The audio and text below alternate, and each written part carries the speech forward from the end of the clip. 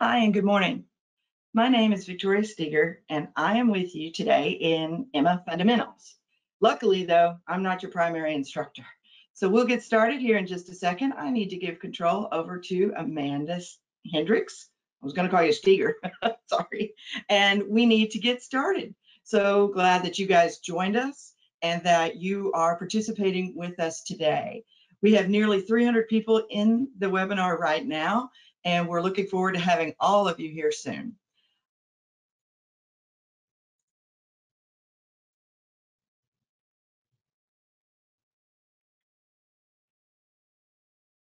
Great.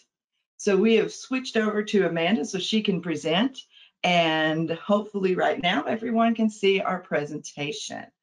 I am so excited to have you all here. This is one of our first pure webinar eMMA classes that have nothing to do with any new releases or rollout. So let me go ahead and get started. If you can go next slide, Miss Amanda. We are going to cover a few different things today. And we're going to do a bit of review of eMMA, what it is, why it is, and how to use it. But of course, we're not going to teach anyone exactly how we're going to be using eMMA in detail. We're going to show you a lot, but we're not going to give you any great details on it. So we may be having a little technical glitch, but that's okay. We're having a little technical difficulty. It's not letting me advance the slide. So hold on one second. How very odd. Hopefully, all of you who have joined us today, I looked through the registrations, and some of you all have been using eMMA a little bit. Some of you may not have used eMMA yet, and then others of you may have used eMMA quite a lot. And so if you are a seasoned or very experienced person, this may give you a bit of a pause to go, these are things I already know. You may know some, you may not know some.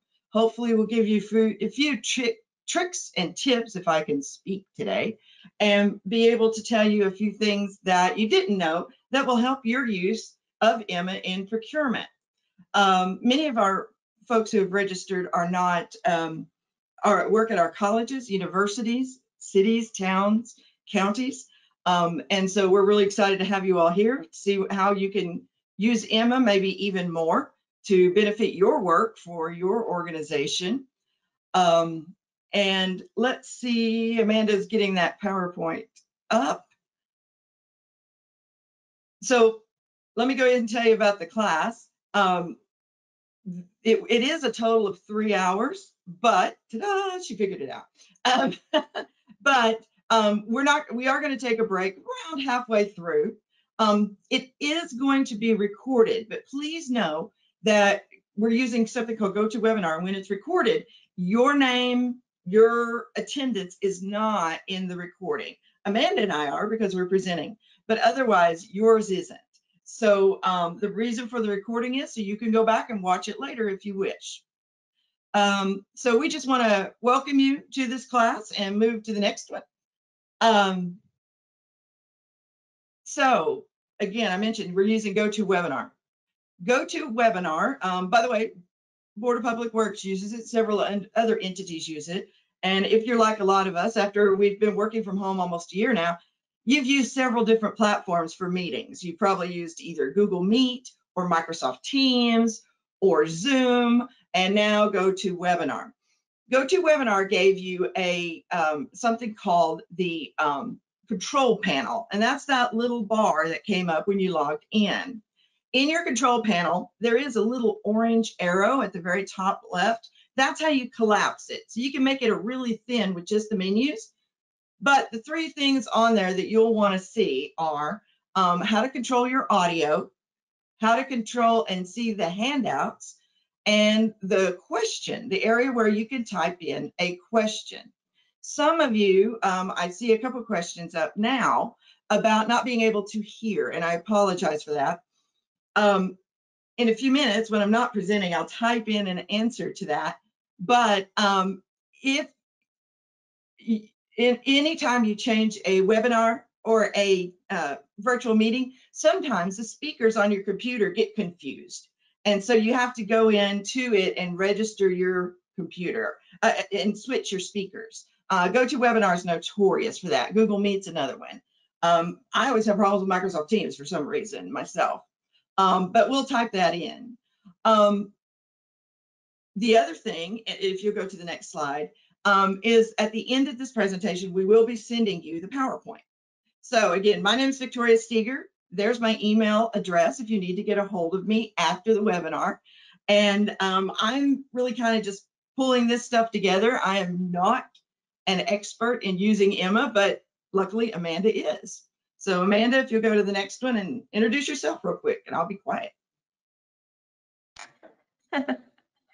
Well, hi, everybody. I'm Amanda Hendricks. My voice may sound familiar to you if you've watched any of the eMMA QRG videos for buyers, since I am the only one who's done those so far.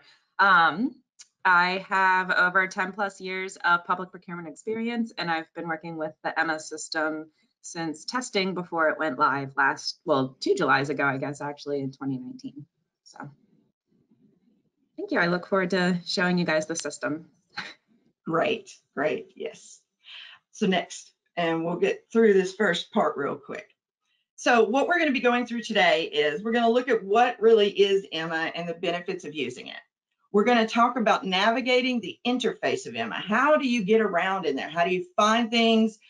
And Amanda's got some tips and tricks for you on the navigation, as well as what do some things mean? You'll see, I don't want to give away any of the cool stuff early. We're going to talk about how our procurement process, the laws, the regulations in the state of Maryland relate to the processes in eMMA. Realizing that some of you all from some different organizations do not follow necessarily the COMAR rules. There are still a lot of general, both best practices and laws and rules that apply as we have implemented eMMA.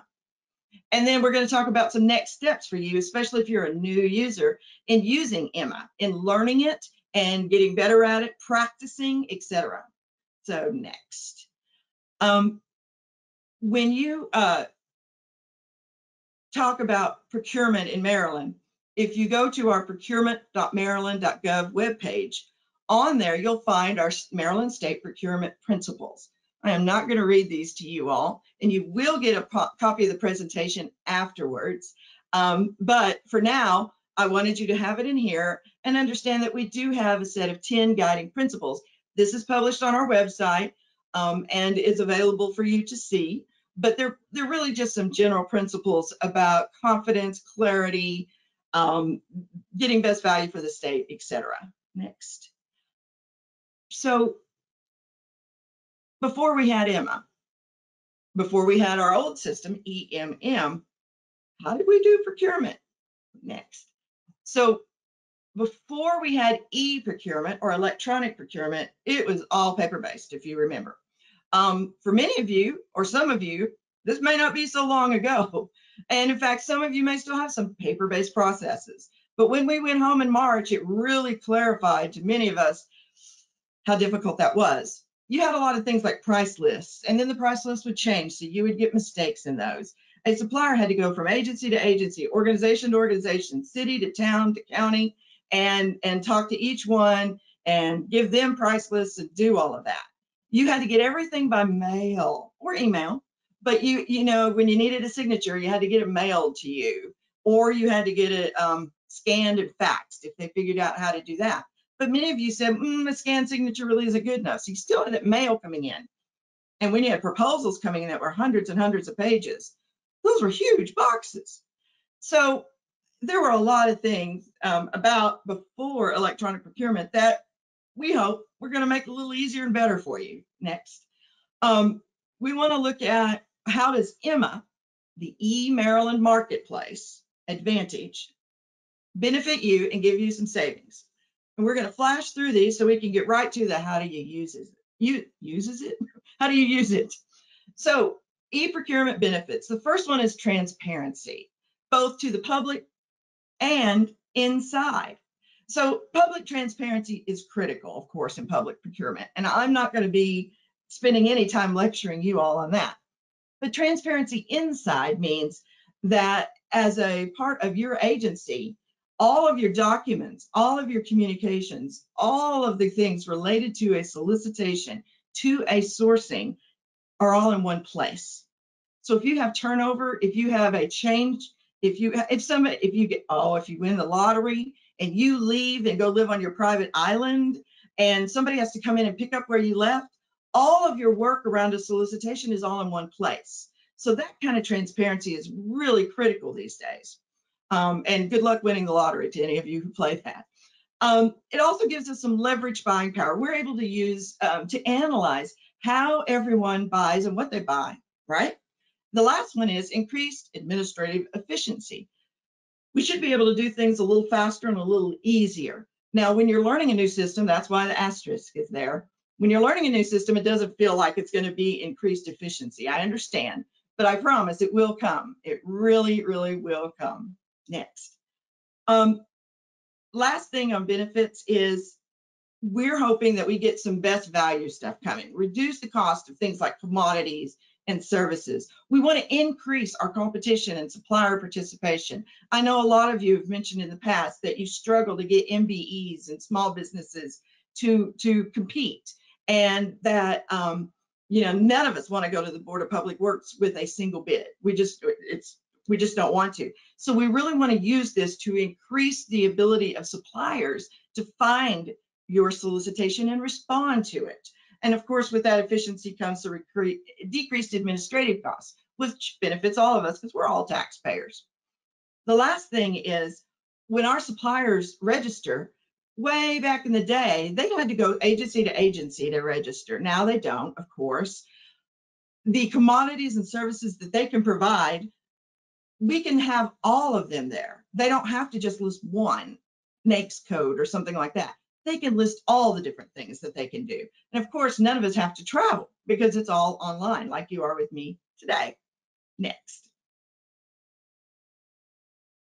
So what is eMMA anyhow? Go ahead and next. One of the things that occurs to us as we were doing the eMMA rollout in July and August of 2019, and I wasn't here, by the way, I've only been able to stay a little over a year, but when that happened, a lot of folks thought the eMMA was completely done. This was the rollout and this was great. Actually, it's a phased rollout. The eMMA system is based on a piece of software from a company called iValua.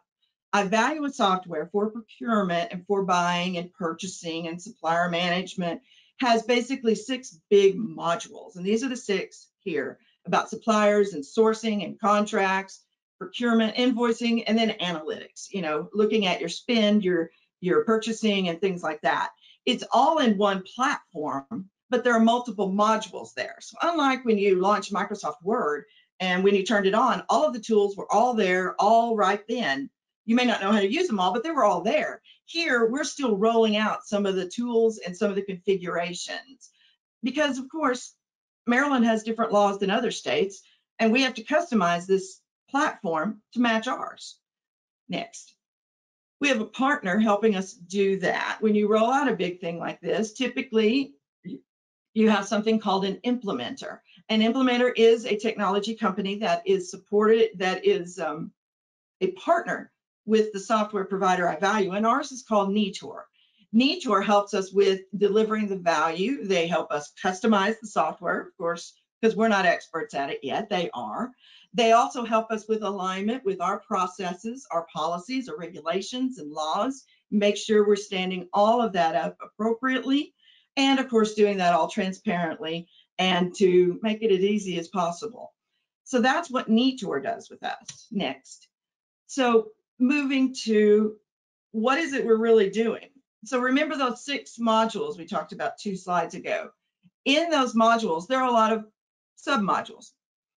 In those, we customize and build and put together and then roll out to you all what those sub-modules are. We started with basically in July of 19, what would be called maybe a bid board. It was an electronic bid board. You could post a solicitation, you could receive the responses, and then you could decide, you could look at the responses and you could decide who you were going to award it to. So that was a great bid board. Coming in 1.1, what we had in rolled out in November and December of 20 was we added things such as contracts, the ability to do reverse auctions, supplier management. We'll be adding more in the future that integrates with our comptroller's office, which is really exciting stuff. And also things along, requisitions and purchase orders, looking at other things like that. But again, these are phased additions. We're not going to throw it all at you at once. So these are the reason we wanted to review this with you is you're learning eMMA. And again, this course is designed for those who are brand new to eMMA. Is that we wanted to make sure you understood that it is not just a single platform that you've launched it and you're in it and it's exactly as it's going to be all the time. It will have some variations. And like any software, if you use a cell phone or a computer, we're always getting upgrades, updates, things like that. Next. So this is just a little bit of a fun slide so I can wrap up and hand it over to Amanda. But really, eMMA, the eMaryland Marketplace Advantage, is our bridge between the state, any entity in the state, and our suppliers. They have things they want to sell us. We have things we need to buy. This is our bridge to get there. And it is a single portal that has a lot of pieces and parts that we are going to make sure, to the best of our ability, you have the ability to use and leverage to get some best value procurements for your organization and your entity. So that's all I have. The real part of the program is really Amanda. And so I'm going to pass it over to Amanda and let her talk to you about eMMA and using it. So Amanda, it's all yours. Well, thank you, Victoria. And I hope that everyone learned something there. I think it's always a really great idea to know what the system is and why we implemented it in order to help better understand how it works and what we're doing with that. So just a little bit more about me that I forgot to give in my original intro. I am the lead procurement account executive in the Policy and Program Review Bureau in the Office of State Procurement at Department of General Services. And I do also have my CPPB and am a certified trainer in the Maryland Procurement Academy for both eMMA and the Certified Maryland Procurement Officer program. So with that, I'm gonna go ahead and start with the eMMA fundamentals. And again, this class is really for people who are new to eMMA or you haven't been in eMMA for a really long time. And so hang in there with me, and I'm going to do a combination of PowerPoint presentation as well as flipping to the websites to show you what it actually looks like in production and what we're doing. So first things first, how do you log into eMMA? Which method of login works for you? Do you have a state single sign-on, which is what SSO stands for? Do you have an MDOT single sign-on, or are you one of the agencies that doesn't have one of those things? And then how do you log in? I'm also going to show you from this screen how to navigate to the quick reference guides, where our frequently asked questions are, and a couple of what these items are in the bottom corner, the new vendors, public solicitations, contracts, and vendor search. So just a disclaimer, when you go to log into eMMA, it really works best in the Chrome browser. That doesn't mean that it won't work in Internet Explorer or any of the other internets you may use. However, Chrome, it looks the best, the screens work the best, the fonts are the right size. So I would really highly recommend using Chrome if you are not to log in. Okay, so how to access eMMA. There's a couple of ways to access eMMA. The main webpage is emma.maryland.gov. You can also go to procurement.maryland.gov and select login and register for eMMA under the quick links, which are on the left side of the screen. And I will show you that in a minute. When you come to the login screen, there are the three options which I was explaining to you before. The state SSO, which again stands for single sign-on. If you have a Maryland state issued email address, you would click on the state SSO login button, and it should prompt you to enter your normal state email address and password, and then you would have access into the system. There's the M. single sign-on, which you would use the M.SSO login, and in parentheses it says MS Azure. And it should follow the same procedures as the state one, where it should ask you for your username and password, and then you log in. And then for other, so if you are not using single sign-on, you would log in here with your email address and the password that you have. This is how all of our vendors log into the system, but there are also agencies that do not have the single sign-on abilities. We also have this nifty little link on the bottom, which is lost your password. So if you forget your password, you can click on this link instead of having to email the eMMA Help Desk. eMMA Help Desk will see this, and they will get back to you very quickly. There are times where it may go directly into your spam or your junk mail. So if you've sent them something and you haven't heard back within a day, I would highly recommend checking your spam or your junk folder to make sure that it isn't there. Okay, and I also apologize. I have young children in my house and you may hear them talking in the background. I'm trying to keep them at bay, but I do apologize. Life is, you know, what it is. Okay, so on the login page, when you go to login, you will also notice underneath of the sign-on area, there are 4 options for new vendors, public solicitations, public contracts, and a vendor search. On our website, on this PowerPoint here, which you guys will have access to, you will see that there's a link for the vendor quick reference guides. That's what QRG stands for.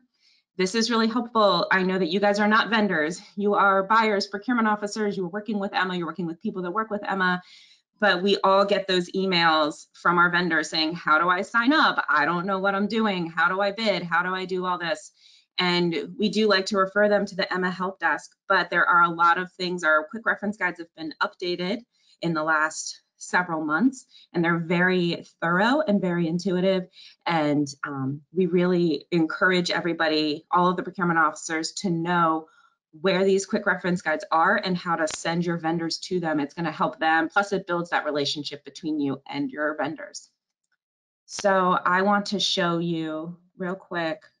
I know one of the questions that I got asked a lot as a procurement officer was, how do I sign up for eMMA? We all know that eMMA is free to sign up for and that the process is relatively painless. I want to show you from a vendor perspective very quickly what that looks like so that you can help them and let them know what they need ahead of time. And again, the vendor QRGs are also extremely helpful.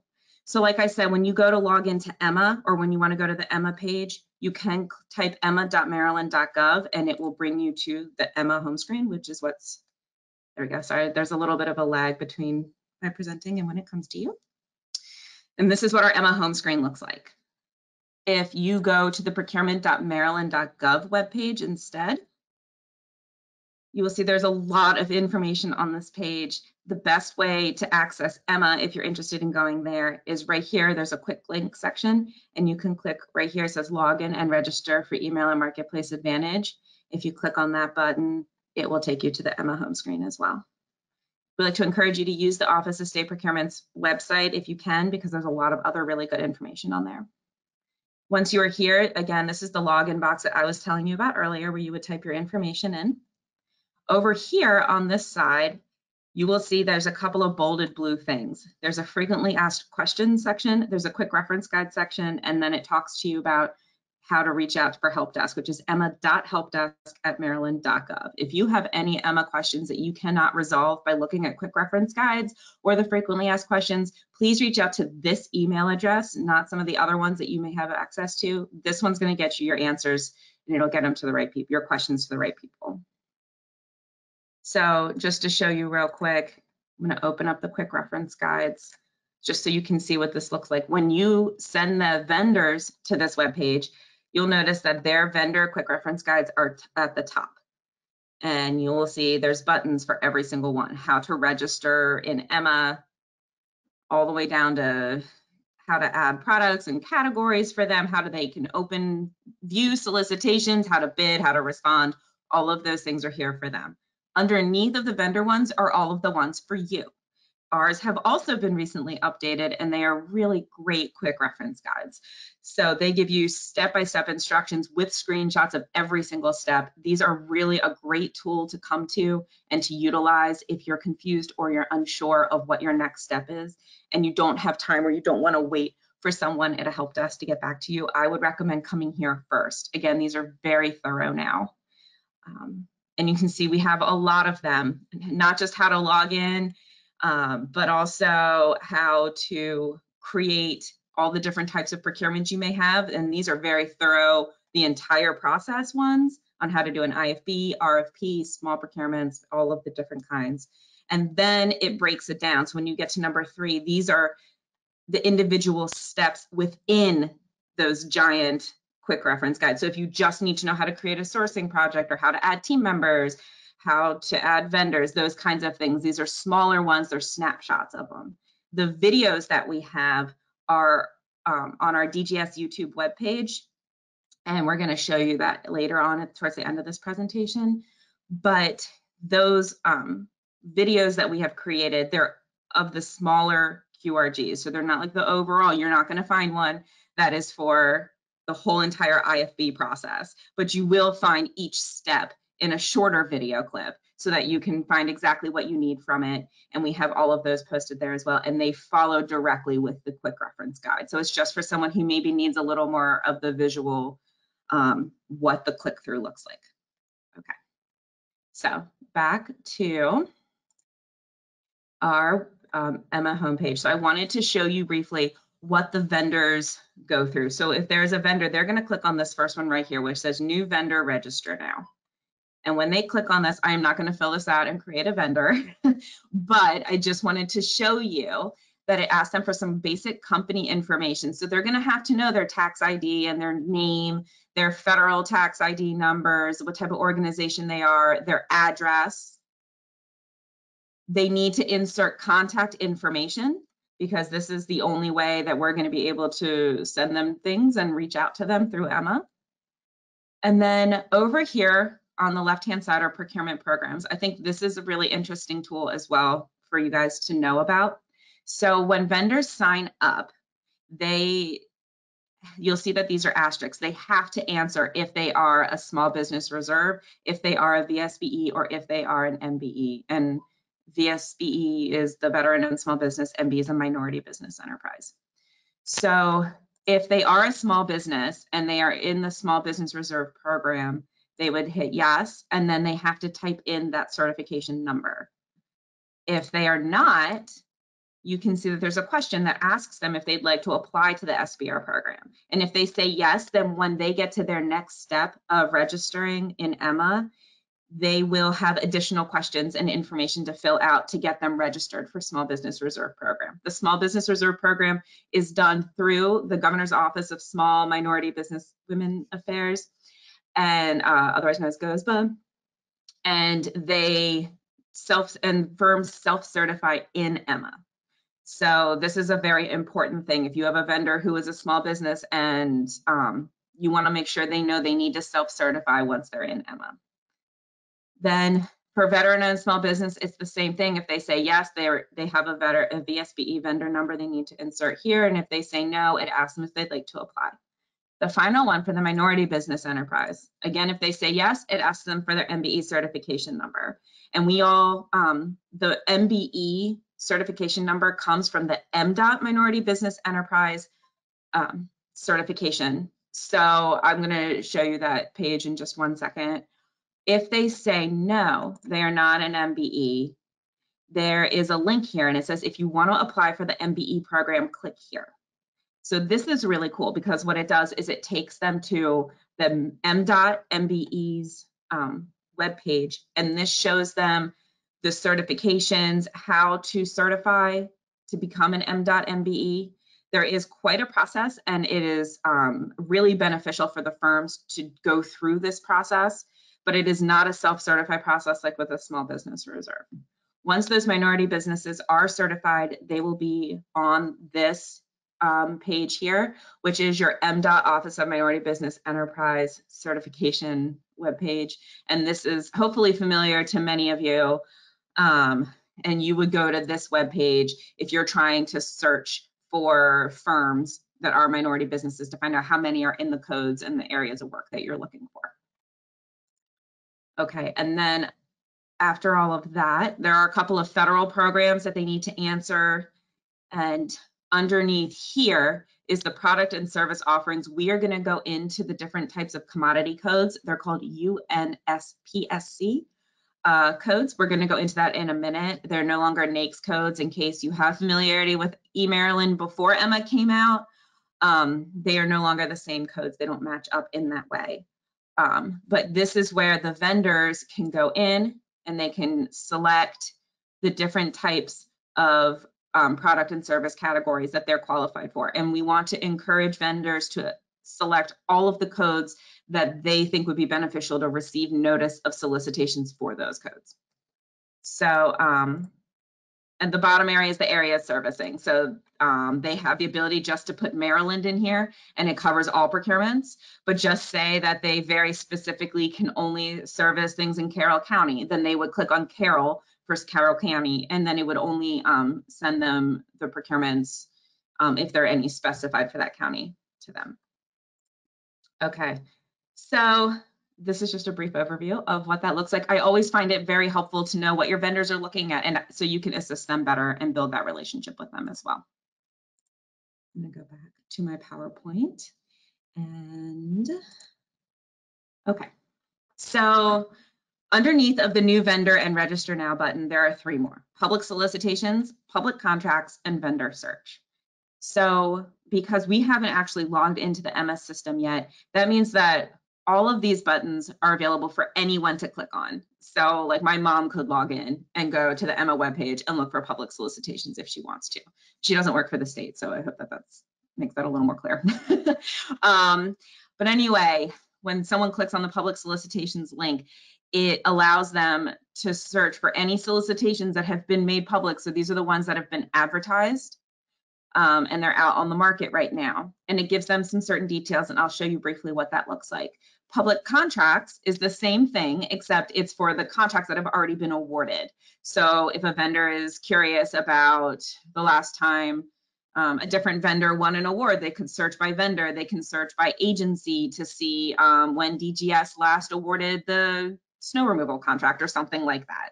So there's a lot of search options available in there. And then vendor search, it's pretty self-explanatory. You get to search for vendors using this vendor search button. When you are logged in through eMMA as a procurement official, you have more details available to you in each of these different types of search categories, but the public does get to see these things. So that's why it's important to remember that. And I will just show you briefly here. So if I were to be on the regular eMMA home screen without logging in and I were to click on public solicitations, what this does is it lists in order of ID number, and ID numbers are given to your contracts based, it's just a numerical thing. So whoever put one in last, that you got the highest number. So the very last one that has been put in has been done by General Services Office of Procurement and Logistics for disposable and compostable food service products. So if I was a vendor or anyone really, and I was going in to look, I could click on this title of this procurement and I can see some very basic information about this project. I can see the title, I can see when the bids are due, what type of procurement it is, if there's a summary for it, who the procurement officer is, if they included a project class code, if there's an MBE goal, or a small business, or if it's designated small business reserve. All of these are available to you or the public, as well as attachments. So their actual specification document, as well as amendments, pre-proposal meetings, anything that the procurement officer deemed important to upload and make public is available here. You can also, there are 3 tabs here, so you can see there's a pricing tab. So if they had included pricing as an option, and made that public, then you would be able to submit your bid. You'd be able to see what those items are here. And if they had asked questions in questionnaire format, you'd be able to see those as well. So that is what that one looks like. The public contracts one is the same type of situation. They're done in order of the most recently completed procurement. So in this situation, this last one here is a fire rescue PPE cleaning and inspection. If I select that now, this is for an awarded contract. So you can see as someone from the public, that this contract was made effective on February 3rd. It expires on February 2nd of 2025. You can see who the vendor is, which was Maryland Fire Equipment Corporation. You can see the amount, who the procurement officer was, and what organization, in this case it was eMMA, and if there was any other information in here, this is what the public sees. So when you do your contract awards, there are a lot of agencies that are required to post their award of a contract on eMMA publicly, and this is what the public sees when you do that. And then last but not least, the vendor search option. And again, I would recommend for procurement officials, for people who have eMMA access, to do your vendor searches when you're actually logged in, because you get more information about the vendors that way. But as you can see here, I can't click on the vendor itself to look at any further details, but it will tell me, I can search for the vendors by commodity codes, areas served. If I know their eMMA vendor ID number, their name, I can type things in and search for them that way. You see, it doesn't give you a lot of information, but it does give you contact information. And so again, I would highly recommend searching once you're actually logged in.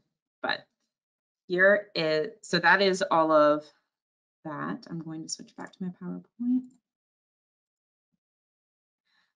Okay, so moving on from the eMMA home screen. I'm going to be showing you some things through the eMMA training environment, which is a copy of the live environment. So it looks very, very similar. It's identical really. And it has contracts that have been previously completed. It has real world vendors and real world users in the environment. It does not send notification emails. It is a training environment, but it does have your actual vendors and old contracts maybe that you've completed. It has those in here. So be aware. But this eMMA training environment is where you can practice using eMMA. So I know a lot of people who've done eMMA training in the past, you've received an eMMA training environment username and password. If you have not received that in the past, if you've never attended an eMMA training and you don't have a training username and password, we'll be able to provide that for you.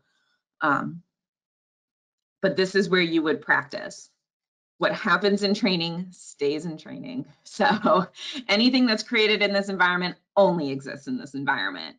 But you want to make sure that you only practice in this environment. You do not want to practice in the live eMMA environment. There could be legal ramifications. Vendors shouldn't be able, and you don't want vendors to see you advertising a procurement for dog grooming when that's not something real out there and someone could actually try to bid on it. You know, you want to make sure that you're careful.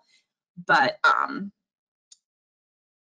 just so you also know, in the training environment, there's no vendors that have access to the training environment. Again, like I said, the training environment has the vendor pool. So it also has vendor personal information and stuff like that. So vendors are not allowed into the training environment because we don't want any of that information to get out. You will know if you're in the training environment because you will see this lovely red bar, which says, this environment is used for training. This is not production. If you do not see this bar, please log out and try again and make sure that you are in the right area. Okay, so the training environment site is, and again, you will receive this PowerPoint, but it is bit.ly/eMMA training. You can't access the eMMA training environment unless you have an actual eMMA username and password. So if you're not in the original eMMA, the live eMMA system, you're going to need to get that access first before you can access the training environment.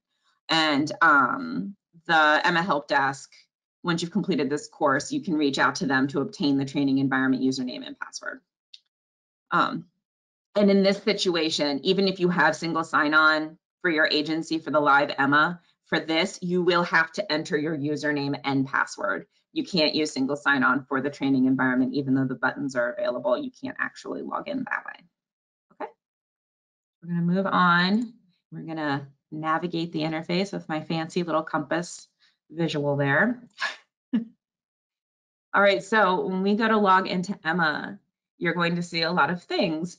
On the left-hand side, and the top left corner is the eMMA logo. This is not just a logo, though. It is actually an icon, a button, and you can click on it at any time, and it will take you back to the home page. These are module tabs. They're at the top of the screen on most pages throughout eMMA for a quick navigation between your projects. You may not see all of these tabs, or you might see more tabs depending on your user access. If you're a local admin or a central admin, you're going to have a lot of options. You may just see vendors, sourcing, and contracts. That's the typical one, typical tabs for procurement officer abilities.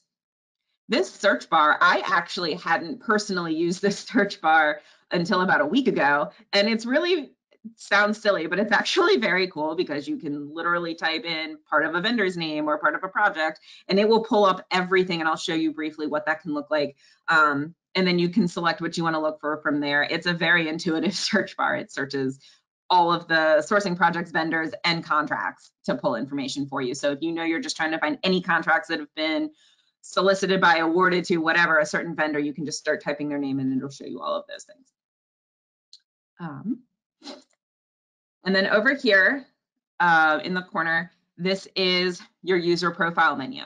So you would click the drop-down menu to see options, and you can delegate things. There's preferences, and you can log out this way as well. Underneath of the eMMA icon, there are 3 other little buttons. This little left chevron here, that's the back button. I highly recommend that when you are in eMMA, utilizing it and moving around within the eMMA website, that you click this back button instead of the back arrow at the top of your internet page, because this will keep you in eMMA the entire time. So you can click back as many times as you want. Eventually, it'll just take you to your eMMA home screen, but you never logs you out of eMMA. Versus if you keep clicking the back button on your internet itself, the browser, that will take you out of eMMA to your email, to, I don't know, whatever else you were doing on the internet. It'll keep going back like that far. This middle one here is a navigation history. This is pretty neat because it shows you all of the different web pages that you visited within eMMA in that session. So if you are toggling between a couple different contracts and you finished one and you want to go back to the other to work on it, you can click on this little navigation tool and it'll list all of the web pages that you've been in eMMA, and you can click which page you want to go to and it'll bring you right there. So instead of having to click back 13 times, maybe you can just click this and it'll show you where you are. And then this is a favorite star icon. You can, again, with the other 2 functionality being so simple and the search bar, this is just another way to, it's basically a bookmark. You can bookmark different pages that are important to you. Something, say you go to a certain page all the time or a certain contract, you want to be able to go to it every day. You want to just click on this little star and go straight to that contract. You can do that here as well. Okay, so I'm gonna go in. Now I'm gonna be logging in through the training environment just so that if I update anything or anything like that, we don't have to worry about it being in the live environment. So bear with me while I log in. And again, I know the web page up here is a really long page, but if you just type bit.ly / eMMA training, that will bring you to this web page.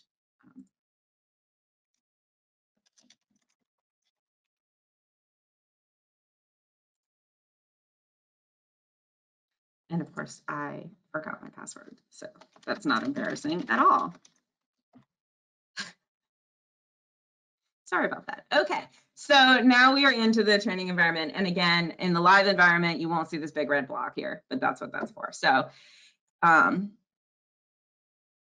we have over here in the user profile, that's what we were talking about before, where you can update your profile itself. And it shows you you know, your different, like, if you want to change your password while you're in here, this is a good place to go to change your password. You can see who approval escalations go to, who your direct supervisor is. If you are going to go on vacation or something like that, and you need to give access to your contracts to someone for a week or two or something like that, it allows you to designate who that's going to go to and from how long. Only local admins can actually change who a procurement officer is on a contract, but if it's not a permanent thing and you just need some assistance on something for a little while, you can do that yourself. Again, I would recommend talking to your local admin before just doing it, but I wanted you to know that this is where that can happen.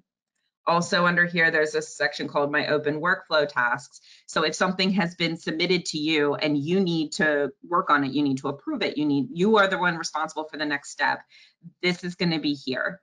As you can see, I have several items in the training environment that are waiting for my approval.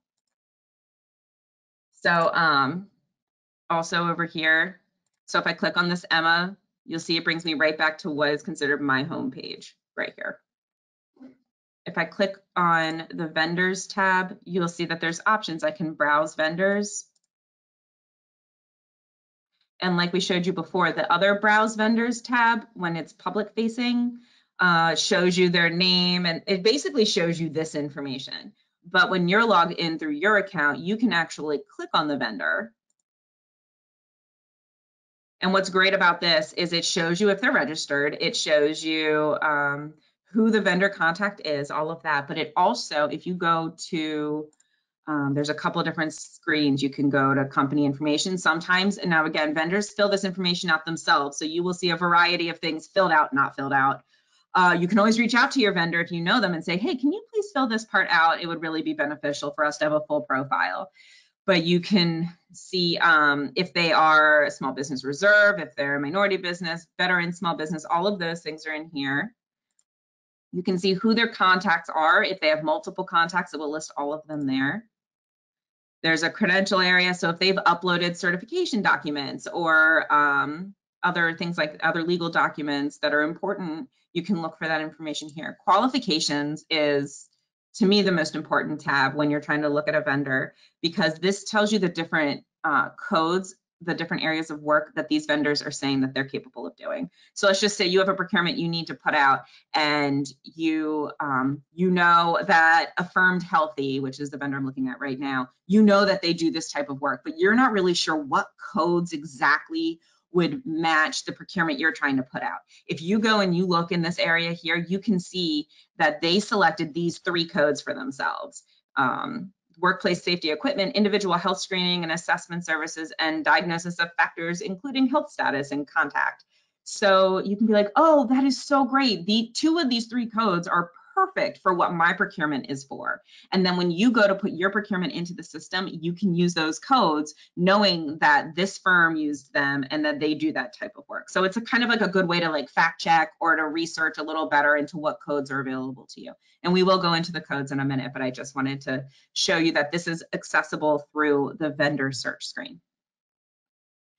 So on my PowerPoint, we talk about how there are multiple ways to search and browse an eMMA from your homepage. So we have a lot of quick reference guides, and I showed you that listing before. There are QRGs that discuss how to browse sourcing projects, how to browse business requests, and how to browse contracts. So I'm not going to go into super detail with how to actually browse and search for each of these. Because those quick reference guides are available to you and they're very thorough. But I do want to go into a little more detail about what the see all function is when you are searching. So I have a couple of slides on it, and then I'm going to pull it up to show it to you in the environment.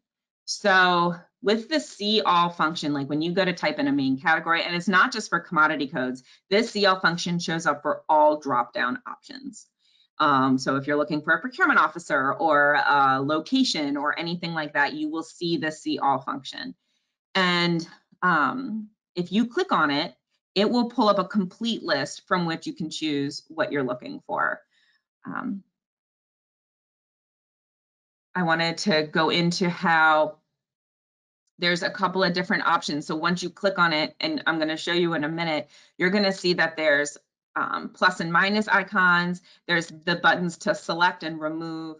There's also this little finger guy.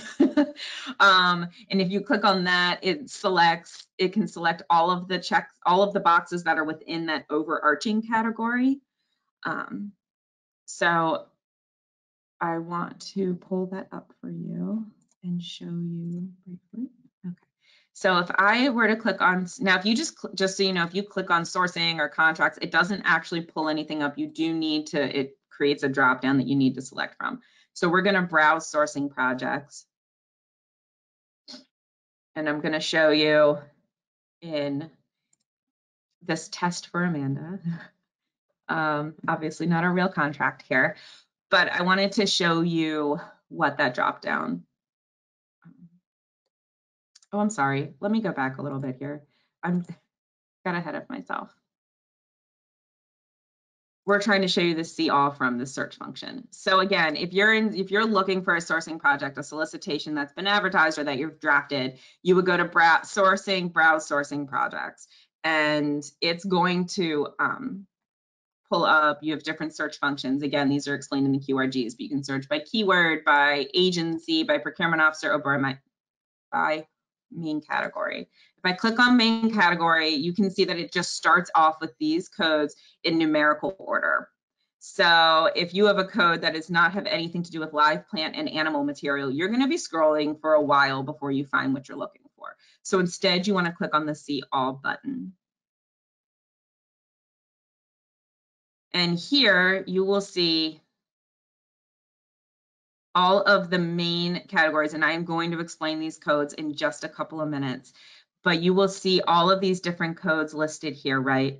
And you'll see a little plus sign next to them. So for next to live plant and animal material, that's an 8-digit code. If I click on that plus sign, you will see that it breaks it down so into the next tier. And it shows you that under this, there's also one for live animals, domestic pet products, animal feed, et cetera, et cetera. If I'm like, okay, that's great, I want more detail than that, I can click on the plus again, and you can see that it will go all the way down to down 4 levels total. Not every single code goes 4 levels down, but most of them have that ability. So if I was like, I need a procurement for cats and I'm only interested in cats, I could click on that code, and then I don't know if we're gonna, yeah, I don't believe that we've done a sample contract that only has cats in it. But if it did, you could see that it would pull up all of the projects.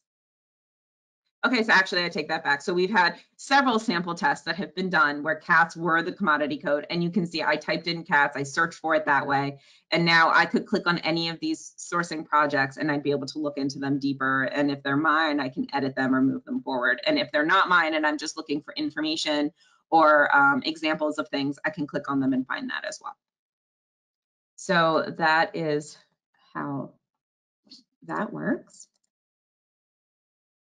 And you'll notice I talked about this little icon here that is not available in all of them, but it is available in when you're creating a sourcing project or whatnot. So if you want not just the cats, but you want the one above it and the one above that, you want to make sure anyone who maybe didn't go all the way through the levels to select which code there applies to them, you want to be able to see, you want all of those codes. If you click on that button, it will give you all of those codes. Okay, so we actually did cover this a bit earlier, the MBE and the SBR and the VSBE. So I apologize, the slide's a little bit out of order, but I showed you the state MBE website directory. And again, eMMA is a tool to help you. However, it is important to note that the m.mbe database and eMMA don't directly interface. So if someone is registered in as an m.mbe, but that vendor did not insert their MBE certification number into eMMA, then it won't show that they are an MBE even if they are. So it's always a good idea to check the m.mbe database if you think a vendor might be an MBE, or even just to check it to make sure if they are or they are not, because they don't directly interface the vendor. It's up to the vendor to put that information in themselves. Okay, so this pretty little roadmap here is the procurement process, which you are all hopefully familiar with in some fashion, or if you're brand new, then you will learn very quickly. We've kind of broken it down into 7 different phases. And then next to each phase, we've written which part of the eMMA process applies to it. So the need identification and pre-solicitation activities, when you're in eMMA, you'll be putting that information in the sourcing project phase. Then when you go to solicitation preparation, the actual solicitation, when it's been advertised, reviewing it and evaluating the responses you've received, all of that is done in the prepare solicitation tab portion of eMMA. And then the final 2, the award process contract part, is done in the contract portion of eMMA. So this is just another graphic to show you as it relates to eMMA's process. So in eMMA, for the procurement process, we start by creating a sourcing project, and that is our starting point for all of our solicitations. From there, we prepare our solicitation, and then we manage it. So if you have to do amendments and stuff, that's all being done in that prepare solicitation step and phase. Then we analyze and we recommend award for projects. And then the final piece is creating the contract, which is then that requirement by COMAR, if you're one of the agencies that is required to post your awards, creating the contract is what satisfies that COMAR requirement to post your award. So I know I've talked about the UNSPS codes, UNSPSC. It's United Nations Standard Products and Services Codes. It's a mouthful, but it is a universal 8-digit coding system, and it categorizes and codes products and services that are commonly procured. So in eMMA, these codes are referred to as commodities. And these codes, we used to use the NAICS codes with NAICS back when we had email and marketplace, but in eMMA, we're using the UNSPSC codes. And these codes are more widely used. They're able to be more specific, and more vendors know about these and are comfortable with these. And it's, again, it's like a more universal system.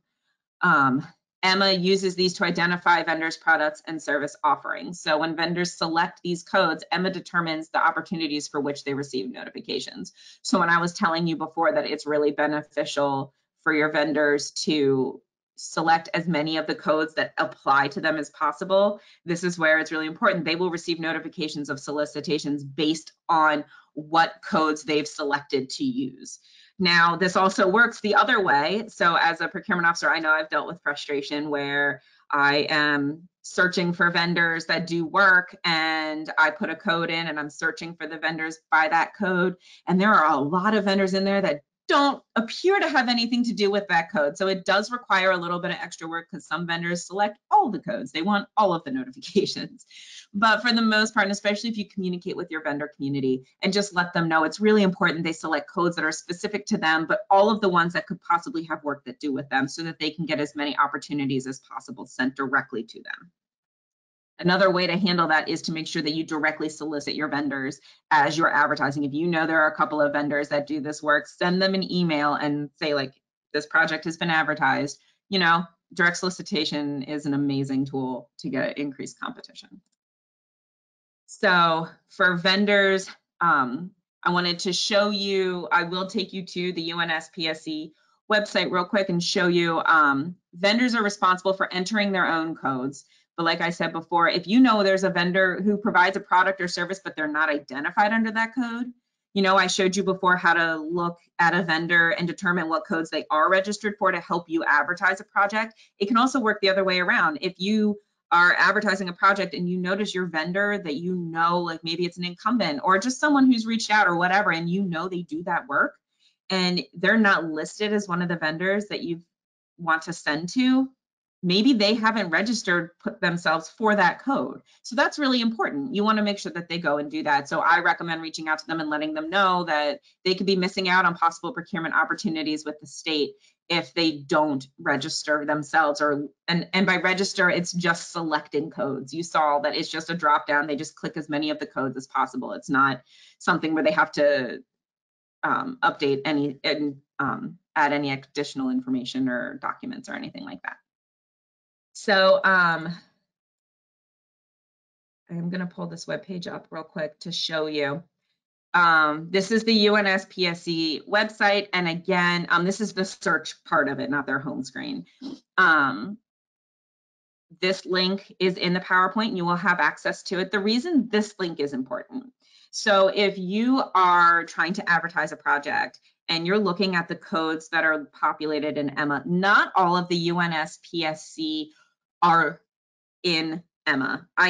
I could be quoting you incorrectly on this. I believe there's something like 60,000 codes, and eMMA has like maybe 8,000 to 10,000 of those codes. That might not be totally accurate, but it's definitely proportionate to what there is out there. The UNSPSC gets super detailed, super nitty gritty and down and dirty. Like they have everything in there.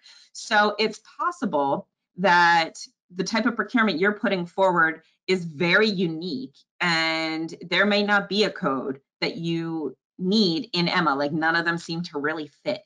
And if that's the case, you can go to the UNSPSC website and you can search for something. Like just, I know for instance that when I used to work at the Maryland Port Administration, a lot of our marine, I worked on construction and we had a lot of marine contracts and a lot of things that, you know, they're all on our terminals basically.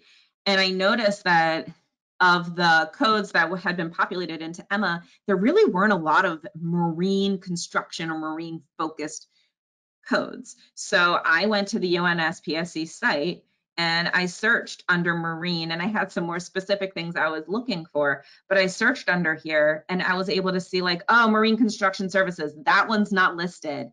And I went ahead and I copied and highlighted that, and I sent an email to the eMMA help desk. And I said, could you please get this UNSPSC code added into eMMA? Because this is specific to the type of work, and I have a lot of contracts that need this. But even if you only had one, but it was really important, you know, putting regular construction services, there are a lot of firms that do marine that don't do regular, and vice versa.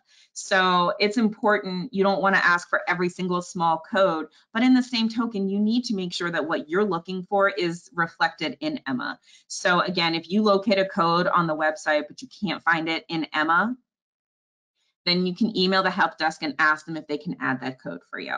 Okay. All right. So we are going to move on to the next slide. So we're going to start digging into the actual eMMA process. And I'm just going to say out loud, Victoria, whenever you think is a good time for a break, please just go ahead and interrupt me and let me know. Okay. I'd like us to get a few more minutes. Amanda, I'd like us to get a few more minutes in so that we can, you know, take the one break and give everybody a chance to step away, if that works. So, yeah, that works for me. Okay, perfect. She's the gatekeeper, folks. So, okay. We're going to start like really digging into eMMA now, some of the stuff that you're going to see and have to fill out yourself. So the first thing is a business request. This is a pre-solicitation feature in eMMA where you can put together some of the information needed for your solicitation all in one place. It allows you to define the USPS codes, add subject matter experts, include fund certification documents, and some other features as well. This is new as of the eMMA 1.1 rollout, which was back in November of 2020. But once you, in this business request, what happens is you submit this information. It's almost like a requisition process. You send this information up to the fiscal officer who approves the fund certification amount and request. And then it comes back to you and you forward it to hand it off to a procurement officer.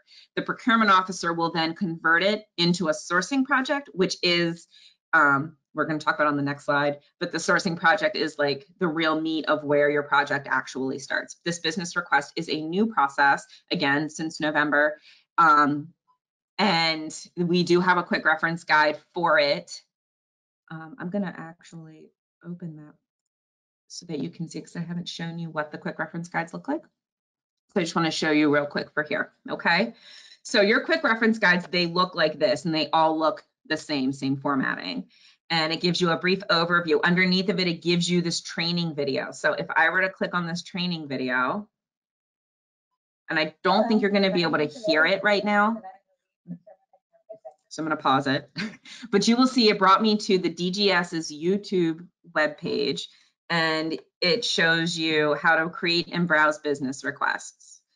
I would recommend, if you are not a subscriber to the Maryland General Services page, to subscribe to it. But then you can also go, they can, if you go to their YouTube page, you will see here they have, you know, a regular home screen. If you go to playlists, there's a playlist for eMMA vendor videos. There are 3 of them. Again, those are for the vendor community, but this is where you can send your vendors if they need some additional help.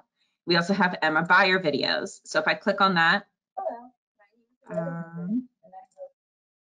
you will see that there are 9 of them. There's creating and browsing business requests, sourcing projects, team members, documents. There's several of these in here. Okay, there's 9 of them total. And you can watch these videos and you can zoom through them, get to where you want to go, that kind of a thing. So this is new and this is great. And I would recommend subscribing to the DGS site as well, so that when new videos and new things are populated, you'll have access and you'll know it's there, so you can go to look at it. It's my sales pitch for the DGS YouTube page. All right, so I was going to show you how to create a business request. I just want to show you briefly what that looks like. So if I were to go under sourcing, at the top it says browse sourcing projects. There's something about auctions, and then underneath is browse and create business requests. So if I click create business requests, you will see the information that I would need to submit to get this process started. So I would have to put a request name in, and I'm just going to be very vague because this is just a test. I just want to show you. I have to put a description in here. So this is for a new fundamentals class training materials. So you'll see here for main category that I can select. Again, these are our really fun, and you know so much about them now, UNSPSD. Here are our codes. So I can go ahead and select. You will notice though that they don't go as deep down. They only go down to they're only within that first level, the 1, 0, the first 2 numbers. So it doesn't dig really deep when you're doing your main category in a business request. It just wants to know the general area that you're trying to cover. So we're just going to say live plant animal material because it's the top one. But I could add other codes. This is where it digs a little deeper. So if I'm like, well, insects are a really important part of these training materials for this fundamentals class, so I'm going to select that here as well. You have to fill in an organization. And again, as you go through eMMA, whenever you're filling anything out, you want to look for the asterisks, and you want to fill out anything that has a red asterisk next to it. It will not let you move forward if you do not. So I work for the Maryland Department of General Services, and the procurement officer that I believe this is going to go to, or I'm creating this, but I know I'm going to be the procurement officer for it later. So I'm typing my name in and I'm selecting myself. You saw I was typing there to pull it up. You could also click see all and search that way, like we've talked about before. So if I hit save, it asks me to please make sure there's no applicable statewide or agency agreements in place to buy against before I'm moving forward with this business request. And I've already done my research, and I know there are no insects for training classes contracts out there currently. So you will notice that now on this left-hand side, we have more options. It just said identity before, but now it says documents, forum, team, planning, activity, and workflow. So one of the things you would upload here is your fund certification document. And I'm going to show you how to upload documents when we get to sourcing project, but I just want to show you these tabs. There's a forum tab for if you have people in your team and you want to communicate back and forth. This gives you that ability to do that. In the team tab, if I wanted to add another user, subject matter expert, or if we find out that I'm not going to be the procurement officer for it, my coworker Jessica is, then I could go in, select her as a user and turn her into the responsible party for the program. Once, and under planning, you'll see here, there's a schedule, and we're going to talk about schedules briefly, but you can do that with your business requests as well. Under activity, you will see if there's been anything done. If once you've created a business request, it can be turned into contracts, it can be turned into sourcing projects. When we get to invoicing and stuff, like some of the stuff Victoria was talking about for future eMMA releases, all of these things will be tied in here. So business requests are really like your start of your overall procurement file. It's kind of like the requisition part that leads into all the rest of the things. And then you'll see here is the workflow. So workflow is relatively new.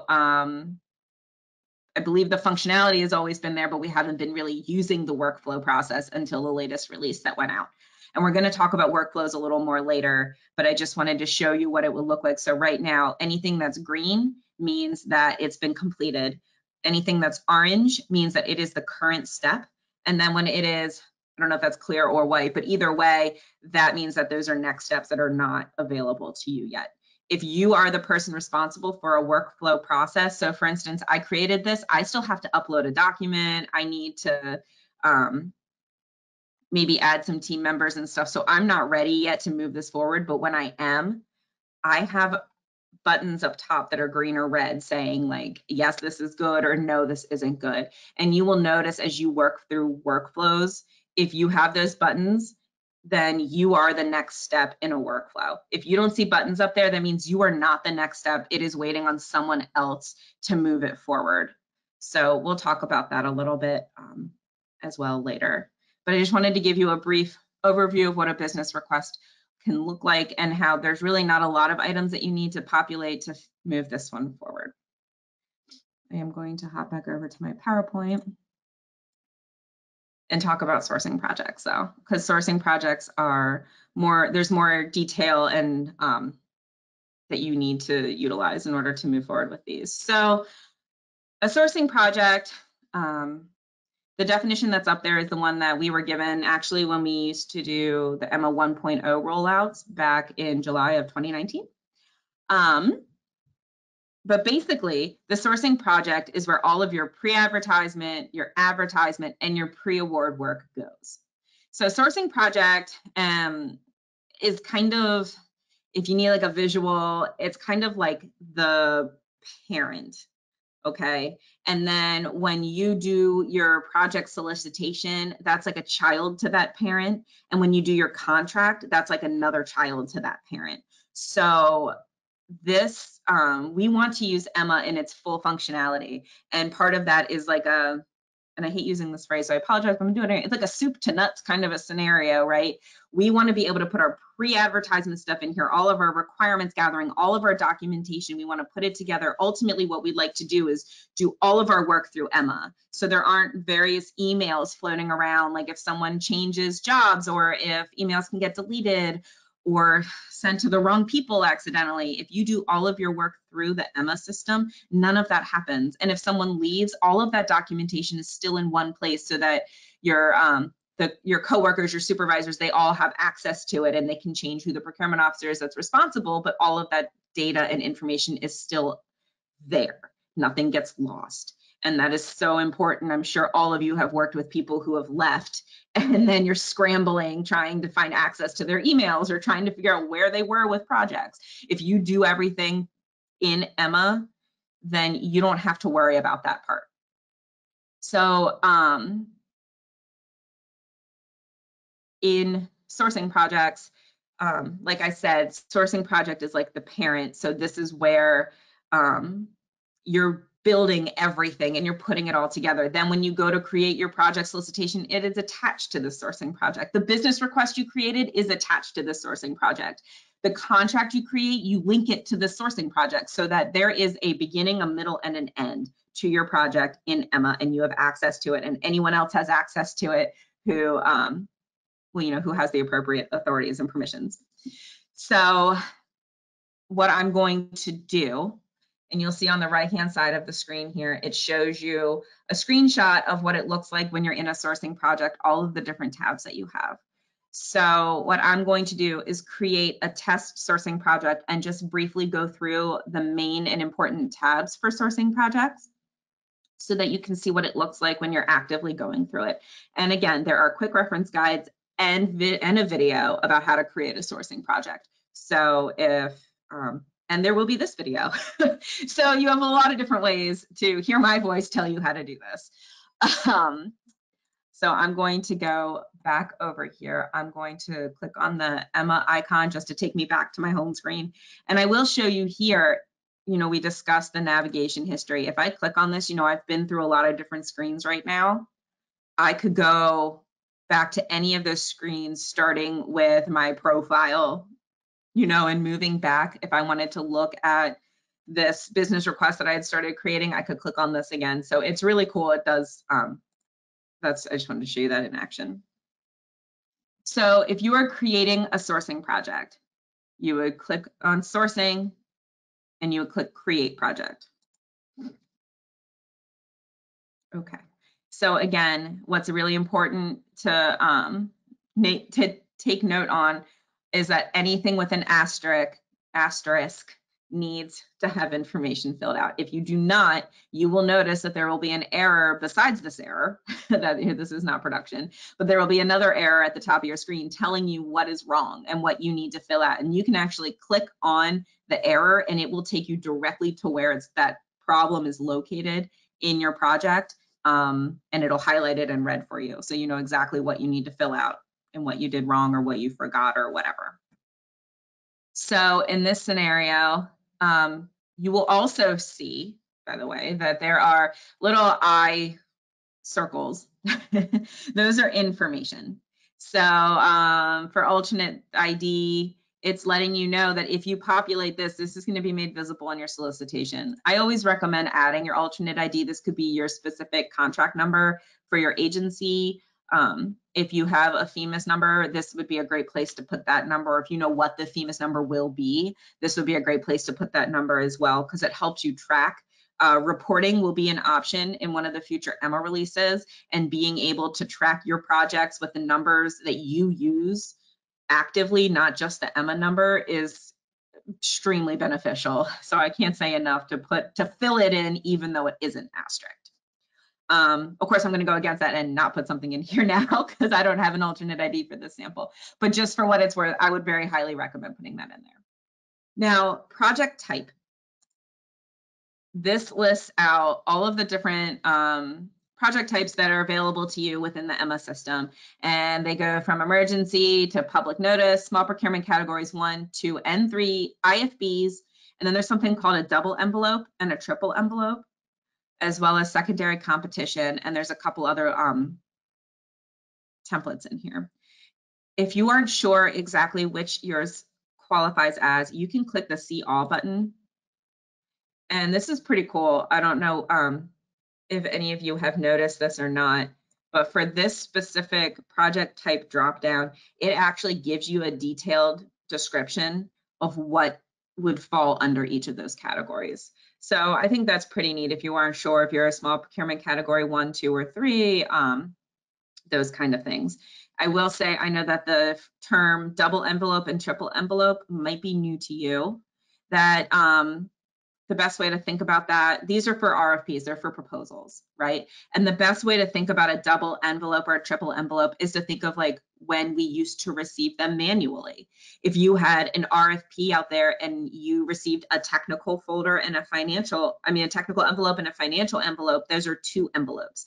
So think of it as a double envelope process. A triple envelope, for instance, if you do an A&E project and you have an expression of interest phase, as well as a technical, as well as a financial, that would be 3 separate envelopes that you are receiving from your vendors. So when you see double envelope and triple envelope, that to me is the best way to equate that and to understand that better.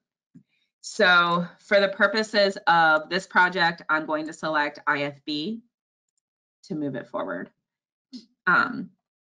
You will notice that the project start date automatically fills in with the date that you're filling it in yourself. This does not mean that your project is going to be advertised today. That means that this sourcing project is being created in eMMA today for you to utilize. This is not a public thing at this point. It's just for you. So don't panic about that and leave it as the date. It's the easiest way to move forward.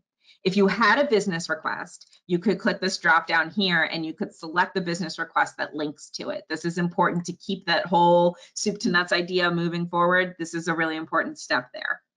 If you don't have one, it's not asterisk because there are a lot of times where you may not have a business request. So for the title for this, I'm going to call it Fundamentals Testing. A lot of times we don't have a very specific project end date. So I would highly recommend leaving this blank as well, unless there's an absolute date that this whole thing just like disappears, because you want to have that flexibility to be able to go into your project and edit things and move things around. So again, I would leave that blank. It's not asterisked, so I would leave that one blank. Under main category, these are your commodity codes again. So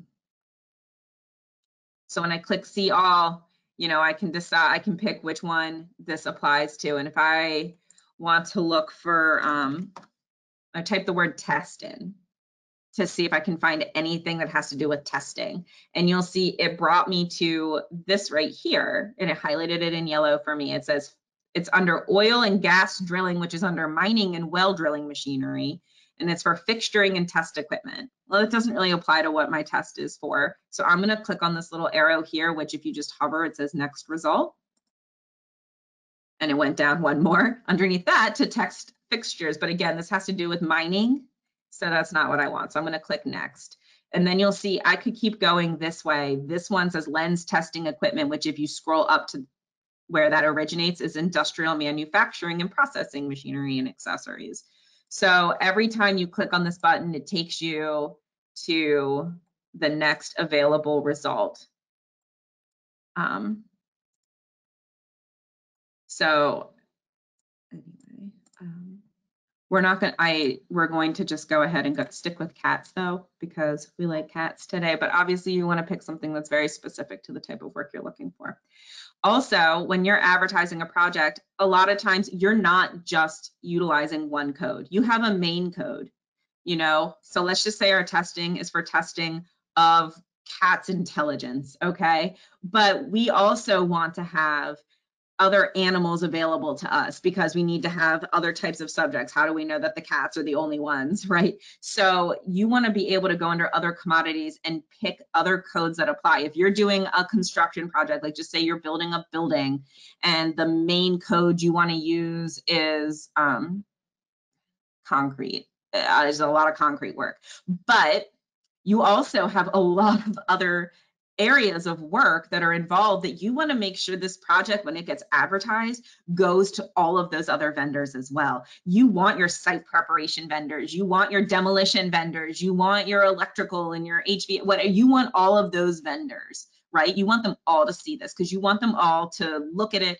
to determine if they can bid or if they're interested in being a sub or whatever. So again, the more time and energy you can put into picking codes that fit and that are appropriate, the better off you're going to be and the more competition you can get. And I can't say this enough. This is going to really increase your competition if you take a couple extra minutes to look for these codes to really add them.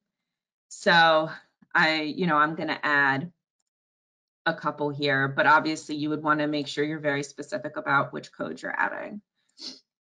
The next thing here is an issuing agency.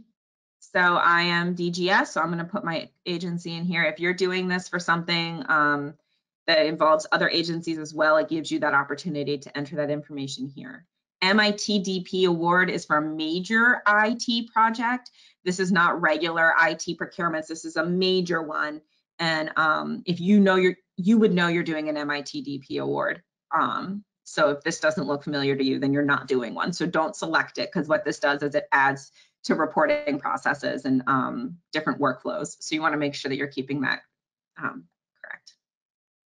You'll see it already pre-populated. My name is the procurement officer. However, if I wasn't going to be the procurement officer, I'm creating this for someone else, I could put someone else's name in there as well. There's additional information being requested here, and they're asking you about federal funding, if it's an SBR designated procurement, if there's an MB Eagle, a VSB Eagle, if there's grant funding. So depending on how you answer these, there may be more drop downs that come out. If I say yes to federal funding, it's also going to ask me if there's a DB Eagle or an SB Eagle. If I say no, it just leaves it alone. With SBR designation, I'm going to say yes for this project. As you all are hopefully aware, there was an executive order that went out very recently about small business reserve designations, and that all projects between 50,000 and 500,000 now need to be designated as small business reserve, unless you can meet the waiver requirements or request a waiver from GOSBA. So please go to the GOSBA website and look into that. If you are hearing this for the first time, talk to your supervisors. If you have not heard this before, to find out, to ensure that your agency is required to meet this new executive order. But you want to make sure that you're following the process correctly. We're not going to have an MB Eagle on this project or a VSB Eagle, but again, if you did, you can see it asks you for that percentage. And then if there's a sub goal, it asks you yes or no. And if there is, then it asks you to fill in those percentages for those sub goals as well. Down here at the bottom is the last piece before the sourcing project folder gets created. And this is about an apparent awardee approval criteria. So this is once your project is advertised and you receive bids or responses, when you're going to approve who the vendor is that you want to award to, the apparent awardee process, now there is a workflow for that in eMMA. And it includes legal approval, agency head approval, and procurement leadership approval. I didn't say fiscal officer approval. This is important for, it's only considered for MDOT and MDOT's transportation units. So any other agency looking at this, even if you select yes for this, it's not going to make a step of a workflow for a fiscal officer. It only applies to MDOT and their TBUs. But you want to make sure that if your contract you're putting through has to get legal approval, that you select yes here. If it has to get your agency head approval, yes or no. And if it needs procurement leadership approval, yes or no. And then once you've answered all of these asterisked items, you want to hit save.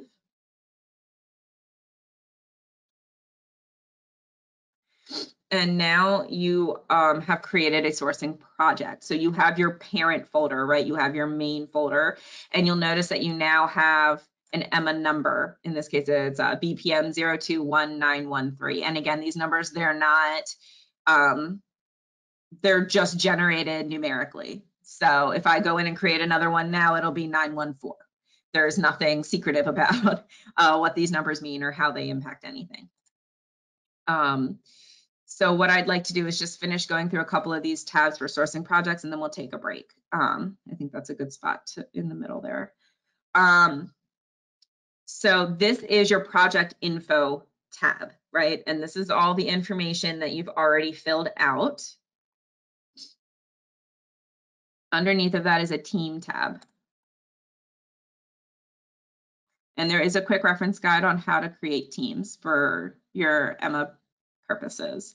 So the sourcing project, we are in like a pre-solicitation, pre-advertisement stage right now, okay?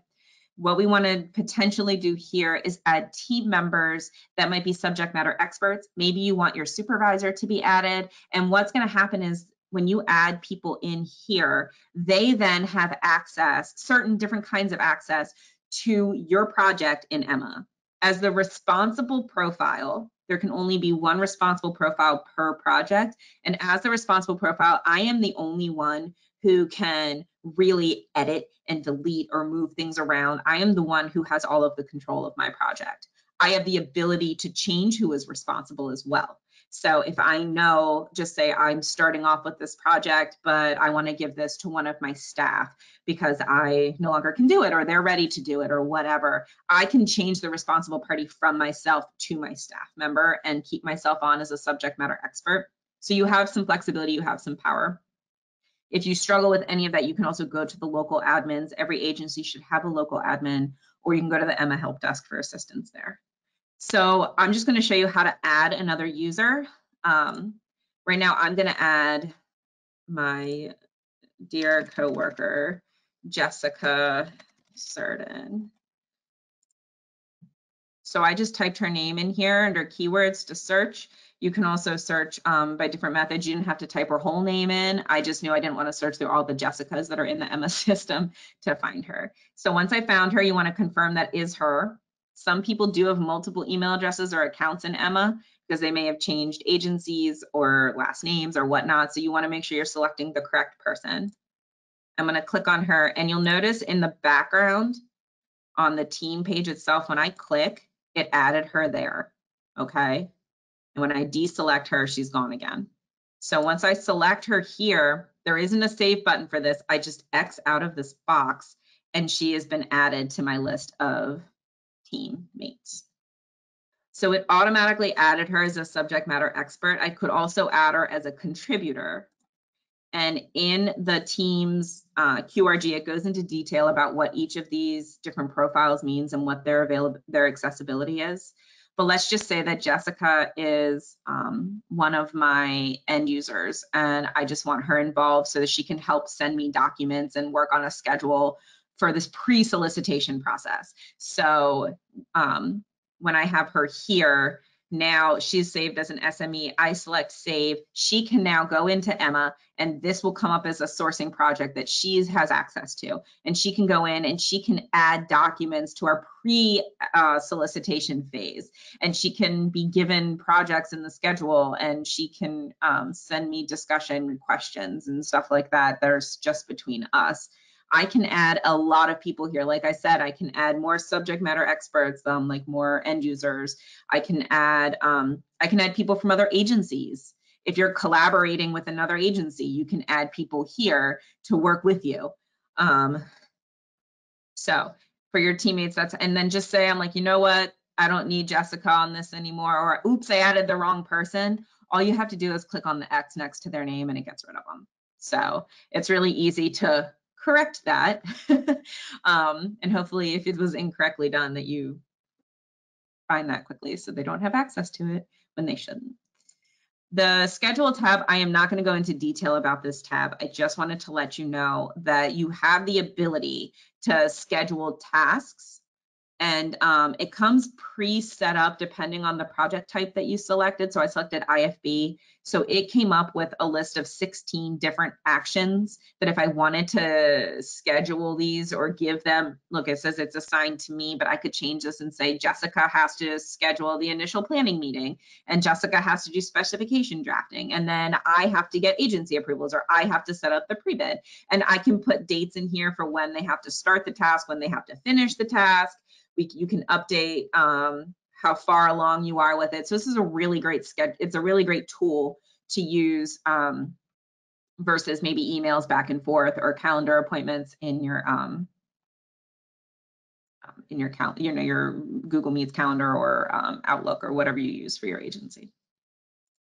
The Documents tab, and I want to make sure that you understand that there is a distinction between this Documents tab, and then there will be another Documents tab, but it's under the Prepare Solicitation. So this one, anything up here above this little gray line underneath Discussion and Q&A, anything above that is pre-solicitation, okay? So if I add a document here, it is not something that is advertised. It is not public. It is purely between me and myself, or if I have other people on my team, they can access these documents as well. But this is not a public document. So if I want to add here, I click create a document, and you'll see it comes up. And it gives you a little warning here too. A draft document is not visible to other users. You have to change the status to approve. So let's just say I start putting my procurement solicitation together, and I'm not ready for anyone else to see it yet, but I'm kind of working on it through eMMA, then I can add the solicitation. So I put in a title here. I can put a version number in here. So this would be version 1 of my solicitation. And then you'll notice over here, it says I can click or drag to add file. So if I click on this box, it pulls up my, my desktop, and then I can go through and find eMMA training materials. That's not what I wanted, eMMA testing docs. And I can add, it doesn't really matter, but I can add the specifications document here. I hit open. And you'll notice here that it says my documents right here. I could also drag and drop from my desktop or anywhere onto this box right here. So let's just say I didn't want to do that. I'm deleting it. And bear with me for a second because it's on my other monitor. Sorry, hold on. I'll be right back to the other. Okay. Okay, so I know I'm dragging and dropping from a screen you can't see, but if I grab that document and then I pull it over, I don't know if you guys can see it now, but I just hover over this and it makes the whole box green, and then I let go, and then you'll see that it's been uploaded here as well. Okay, sorry, it keeps flipping back to the other screen. Okay, so now that I have added my specification document, I can either save it as a draft or I can publish it. Now, this is not publishing it to make it public to the universe. This is publishing it into my pre-solicitation side. So now that it's written as approved, if I X out of here, you will see that there is now a sourcing project document in here. So Jessica, because I approved it, she could click on it and she could say, well, Amanda, I actually went ahead and updated this document. So she can download the document herself, and then she can create a new draft, upload her version, and you can have multiple versions attached to something, or she could upload it and then delete out this version. She could publish.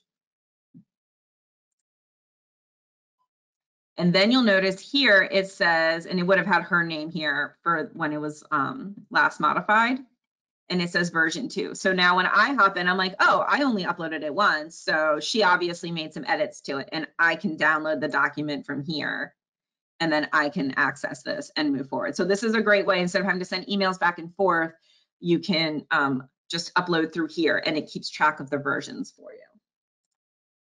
All right. And then the final important tab that you want to know about when you're doing when you're creating your sourcing project is the vendor tab. Okay, so this vendor tab, this is where you're selecting all of the vendors that this will be solicited to.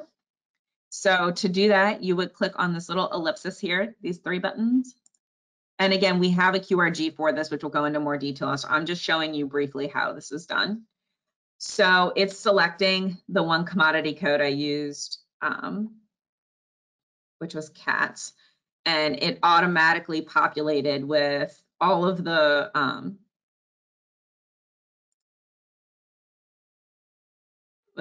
firms that apparently have cats listed. I don't necessarily believe that all of these have cats in them, but this is the training environment, so forgive that. If I wanted to select these vendors, and I just want to select them all because I'm not trying to be discriminatory. If they say they have cats involved in their universe, then so be it, right? So I'm going to click on this gray box here, and it will select in a minute because it takes a while because there's a lot of them listed. But it's going to select all of the vendors that are on this page eventually. Okay, so now you see there's little check boxes next to all of their names, right? Now I will say a little tip that I've already done on mine. So you'll notice as I'm scrolling, you can see a lot of vendors listed here, right? It says there's 102 of them. 102 vendors that say they have cat functionality. Over here in the bottom right corner is this little setting cog wheel, right? If you click on that, you will notice you can edit like what columns are available to you to view in your vendor tab here. You can actually download this table of vendors in Excel, and then you can utilize that information however you want. So if you need to show evidence of all of the vendors that you've sent something to, you can download this in Excel. You can even then directly solicit them using the email addresses that are available in that listing. But one of the other things that a lot of people don't necessarily know is this grid page size. eMMA defaults you to 15 vendors or 15 items per slide. The max is 150. I go in and I've already done this before where I set it to 150 here and I said, okay.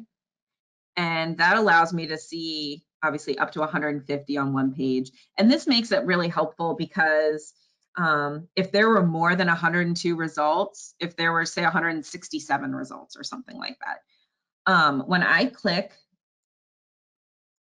that button up here to select all, it only selects all on that current page. So you would have to select all, and then you'd have to go down to page 2, open page 2, and then select all again, potentially. And I know that they're working on fixing that, but you want to double check to make sure that that is that all of your vendors are selected to be added to your project. So when I up it to 150, it just makes less clicking. Hopefully it kind of makes things a little easier for you. So once you've selected them, again, you'll have noticed in the background that those vendors were added under consulted vendors. That's on your main screen. There's no save button here. You just add vendors. When you click the X button, you will notice now that I have, and it's grayed out a little, it's thinking. There we go. So you will notice that all of those vendors that I just selected are added here. You can add vendors, more vendors at any time. You can also, when you're searching in here, I should have shown you this before, I apologize. But when you are searching, you can actually add multiple codes here. And when I go to search, it is going to pull up vendors that are in any of those codes. So it's not a vendor that has to be in all of those codes. It's any of them.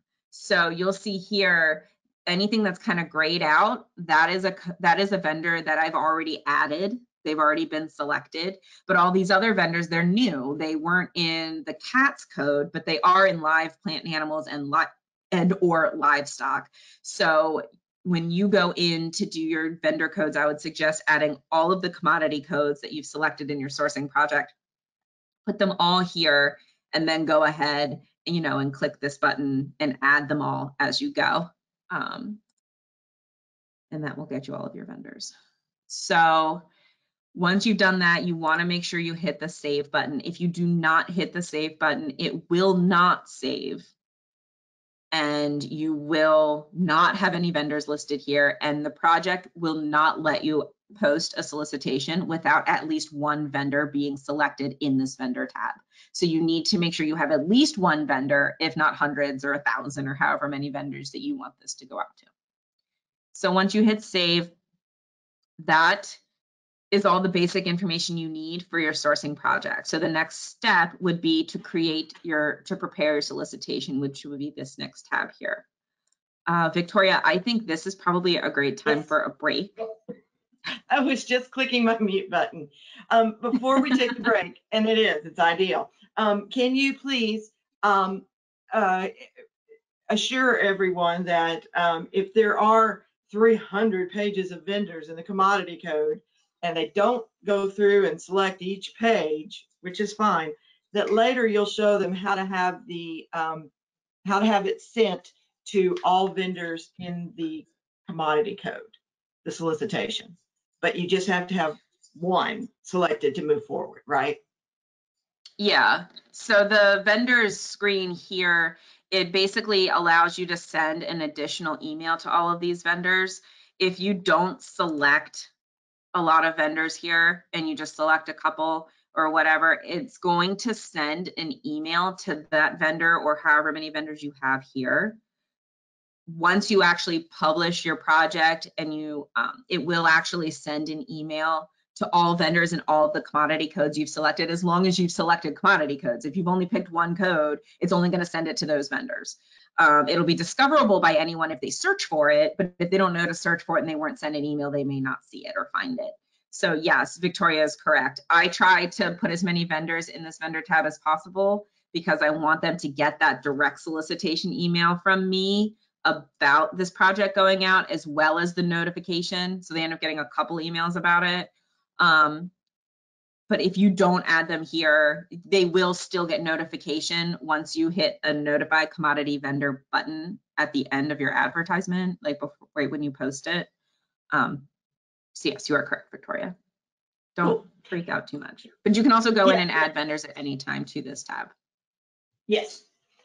So we're going to take a 10-minute break.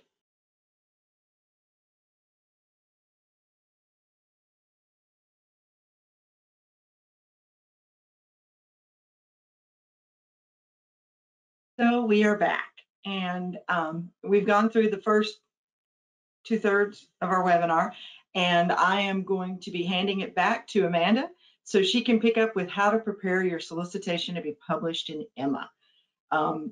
So hopefully, if you needed any questions answered, many of you found how to put those in using the control box. And we have begun putting in the handouts as well. So please check your control box. Amanda, back to you. Thank you, Victoria.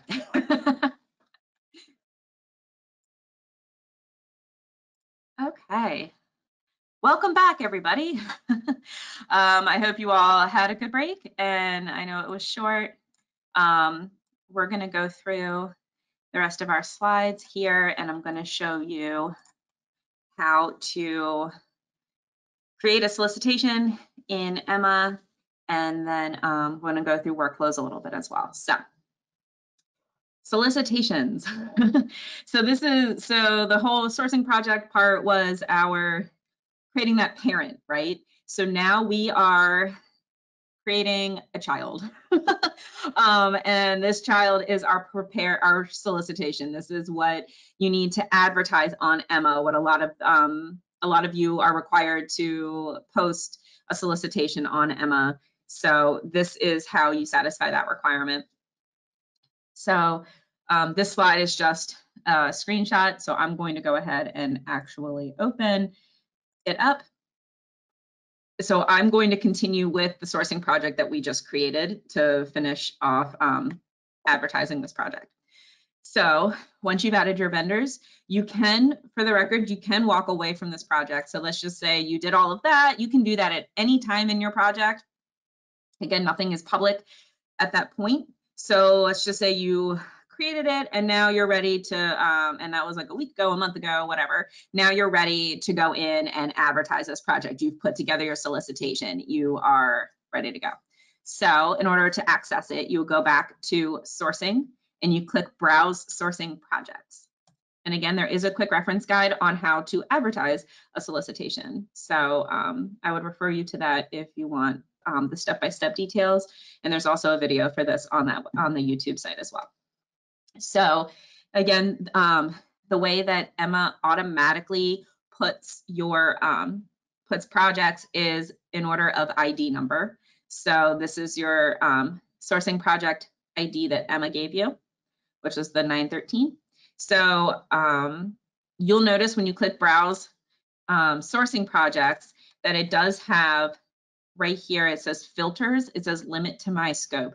That means that all of the projects that I have access to or am the responsible party for, they are listed here. If I was trying to access a project that wasn't mine, but I'm trying to look at it for a coworker or I'm trying to get ideas from it or something like that, I would need to X out of this filter and hit search again. And then it pulls up every single sourcing project that's out there on eMMA. That's not what we want for now. So I'm going to go ahead and select it. Now you can click on the pencil icon to open it up. You can also click on the ID number, or you can click on the project title. So you have options, whatever floats your boat. So again, it automatically will open to this project info tab in your sourcing project. The next tab we want to go to is the prepare solicitation. So when I select that, it has some basic questions that you need to fill out before, and once you fill them out and hit save, you're going to notice that there's going to be more tabs. Right now, it's just a setup and a workflow tab, but there will be more of them once we fill out this basic information. So again, when you are putting this information in, you want to look for these asterisks. If you don't fill them out, it's going to populate with an error and you're going to have to go back. It won't let you move forward until you fill them all out.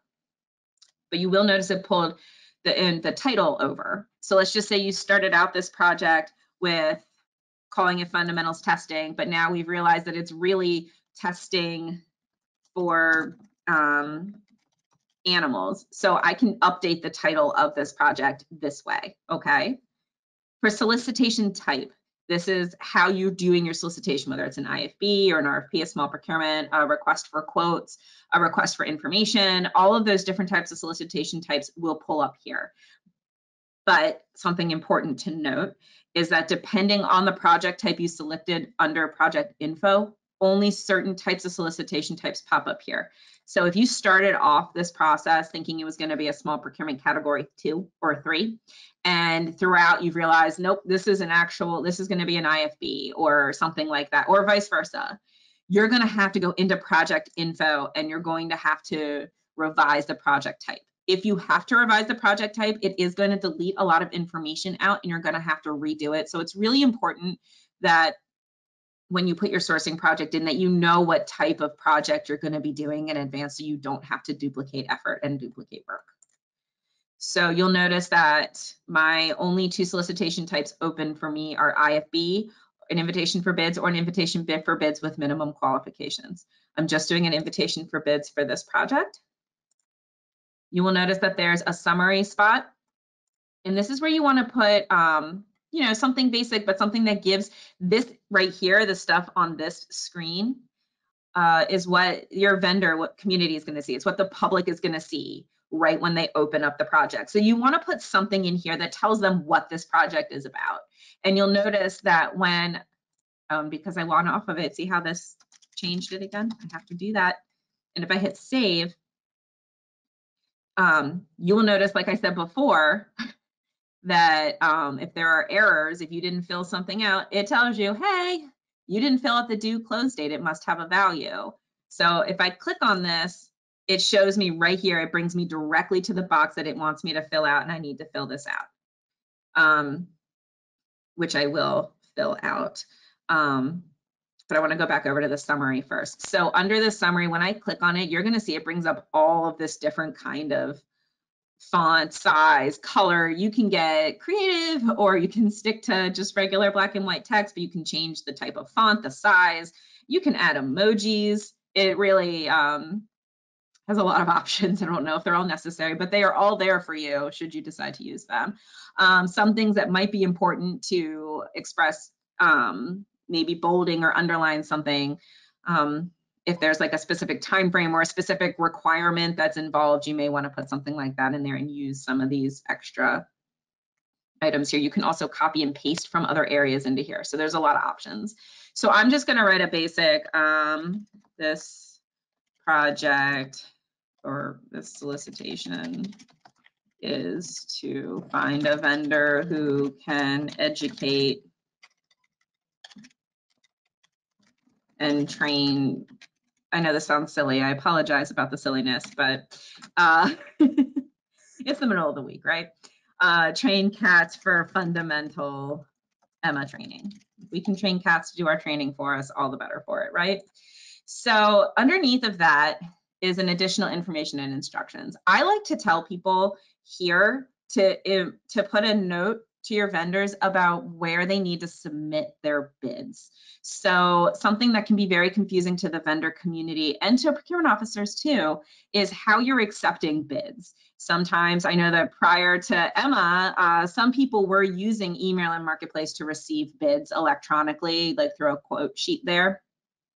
However, a lot of people were still receiving them via email to their personal email account, or not personal, but their work email accounts, or they were, you know, they were getting paper bids. right? So eMMA has the functionality to receive pricing, and I'll show you what a price grid looks like and how to put information into that. But it has that functionality in here, and we want to use that functionality as much as possible because, again, like this it's all here. So if you leave, or if someone else leaves, or you can't lose a bid, or just say something gets held up with emails and someone's bid doesn't get sent because it's too big, or their permissions, or it goes to spam, like you don't have to worry about any of that because all of it can be done through eMMA. So vendors can submit bids, they can upload bid documentation through eMMA, you receive it through eMMA, it cuts it off immediately on your bid close due date and time, so you don't have to worry about it.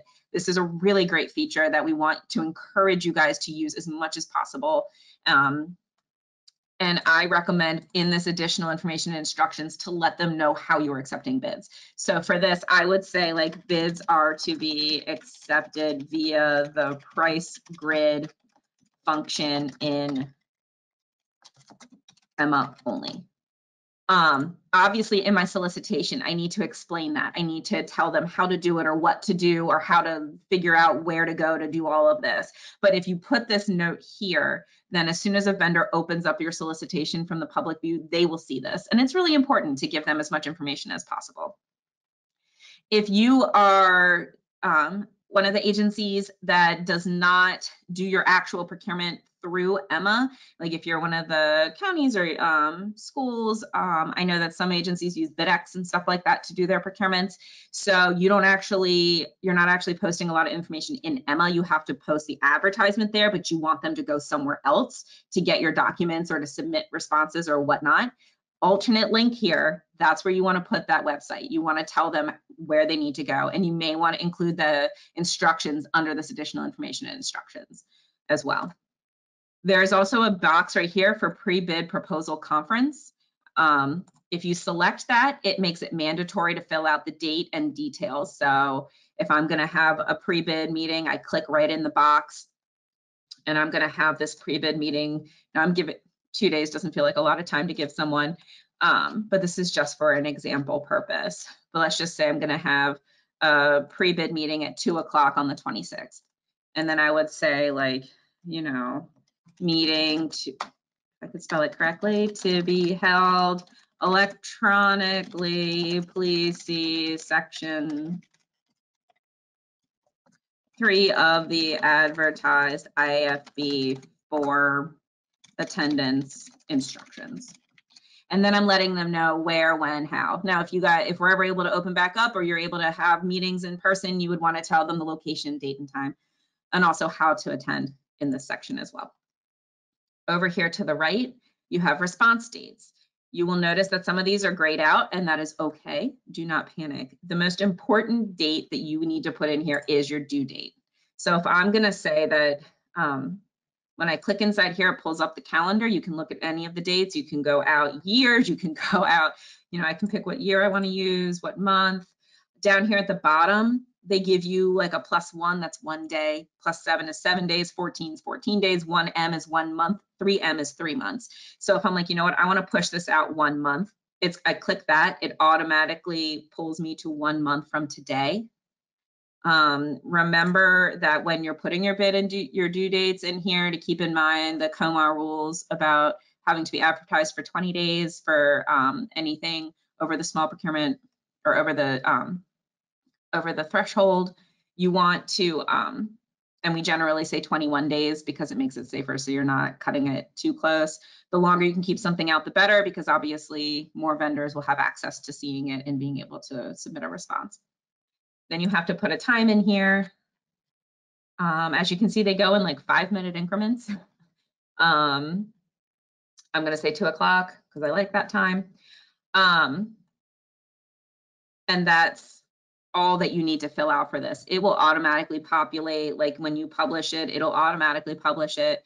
You want to leave the auto closure on because that means that as soon as this date and time pass, no one can submit bids anymore or responses, offers, nothing. And that's the same way, like if you were accepting bids in person and you grab that bid box and you'll wheel it away. That's exactly what's happening here. They are automatically closing it. They are wheeling the bid box away. Down here under public visibility dates, you do not need to populate these either. They will automatically populate for you.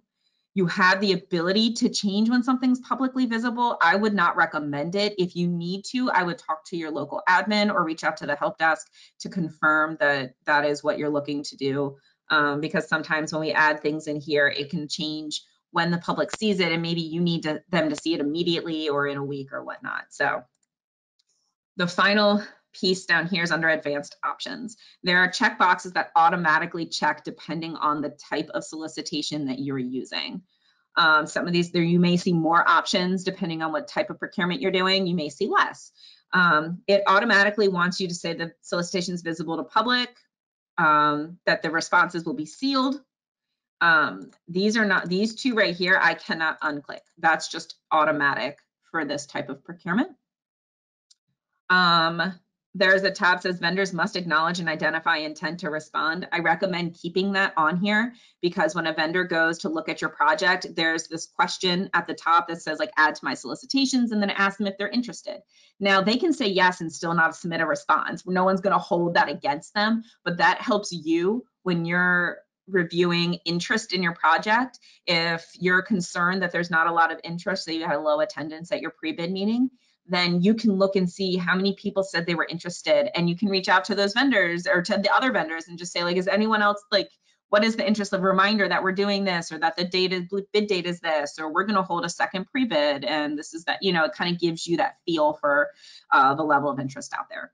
And the last one that I would recommend selecting is a bid holders list visible to public. It doesn't automatically do it, but all this does is it shows the vendors who is interested also in the project. And this is beneficial for them because especially if they're a subcontractor and they want to see who they can reach out to solicit their services to. You do not have to click either of these buttons. It's my recommendation that you do.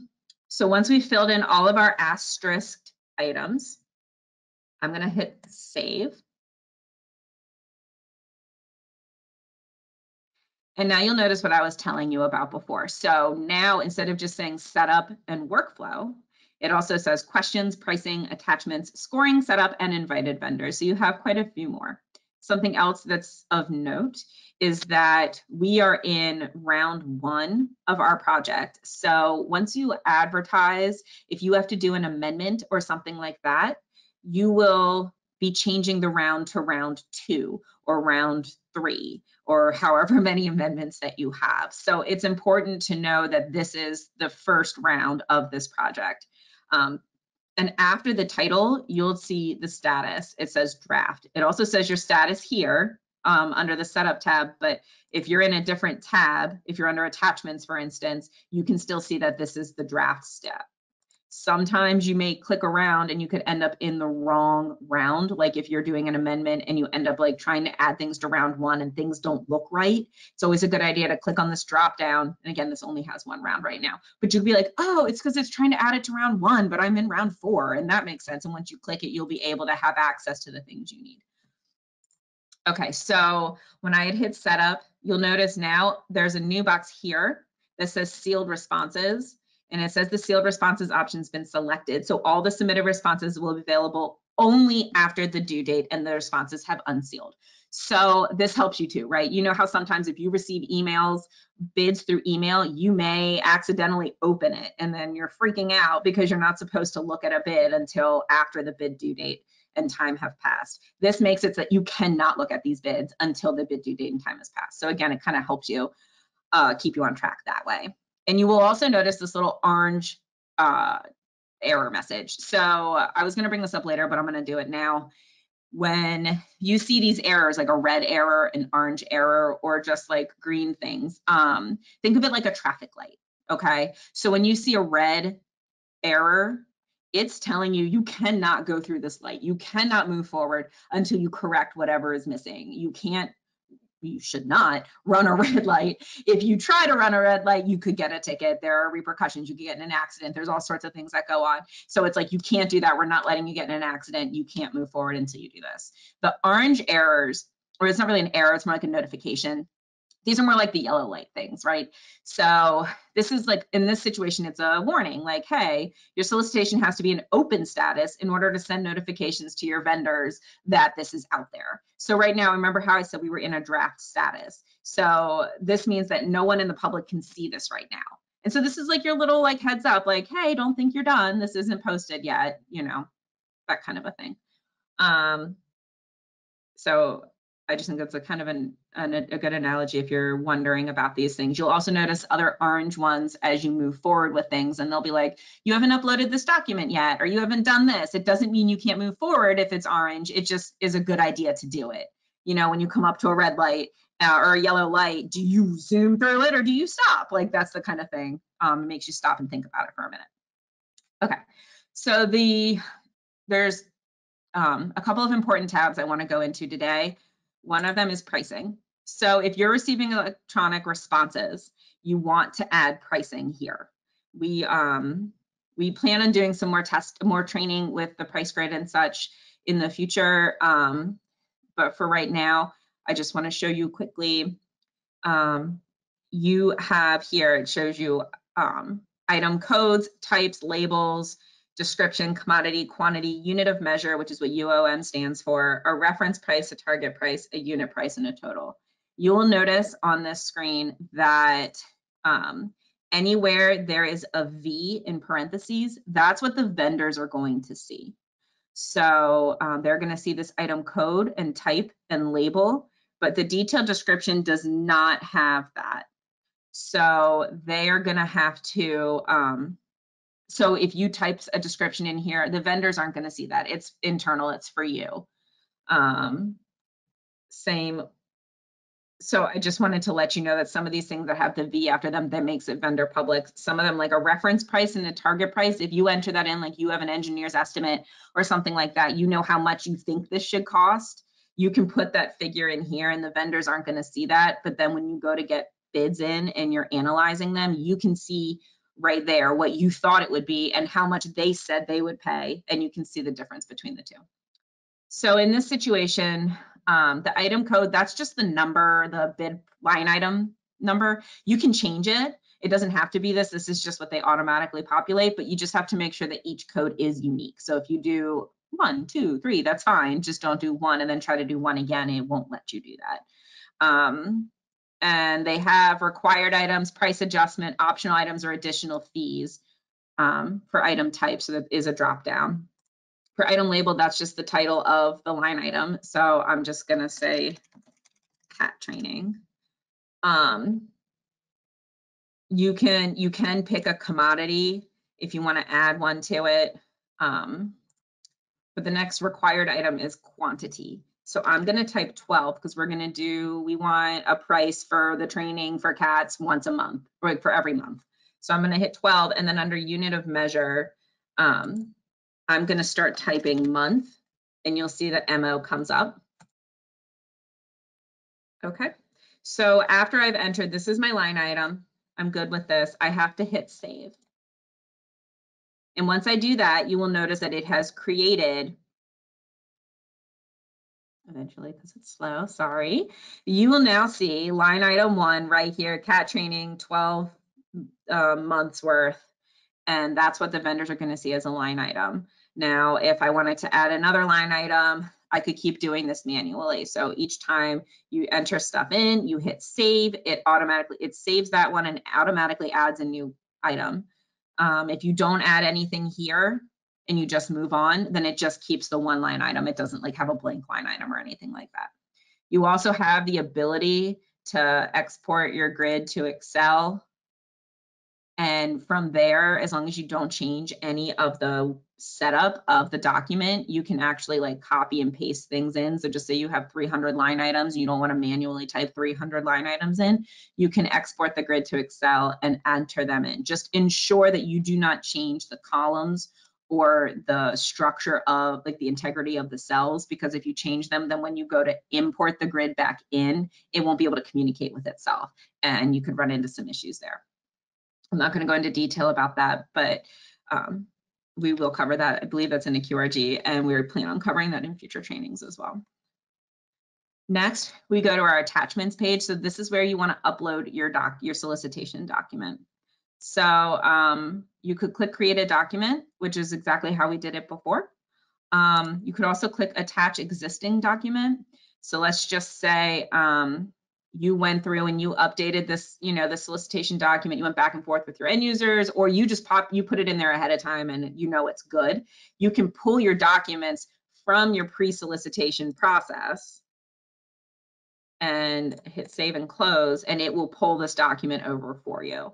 If you do not do the pre-solicitation process and you don't have any documents already in,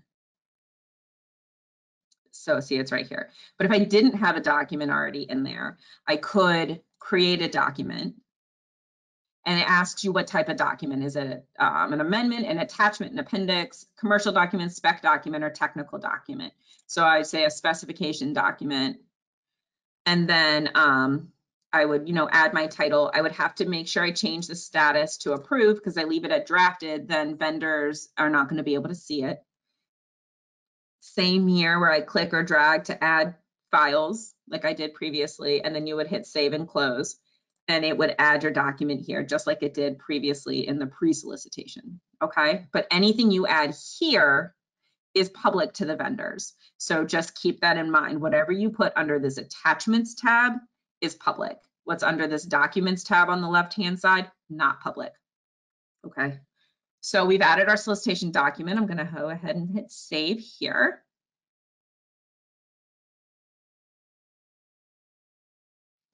Okay, and then if you click on the invited vendors tab, you will notice that it automatically added all of your vendors from this vendors tab over here. So if you forgot to add vendors when you're creating your sourcing project, you're going to want to go ahead and create some vendors here.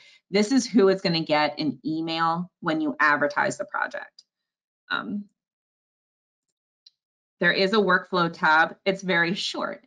You're getting ready to notify your vendors, and then you send a notification. And we'll talk about workflows in a couple minutes, but I just wanted to show you what that tab is. There's also the ability to add questions and to do some scoring, but we're not going to cover those. They're more advanced, and this is a fundamentals course today. So we have added our basic information, our due date, we've added a price grid, and we've added an attachment. We're ready to go. So we're ready to advertise this guy. So I'm going to start off by hitting the send button. And drink a cup of coffee.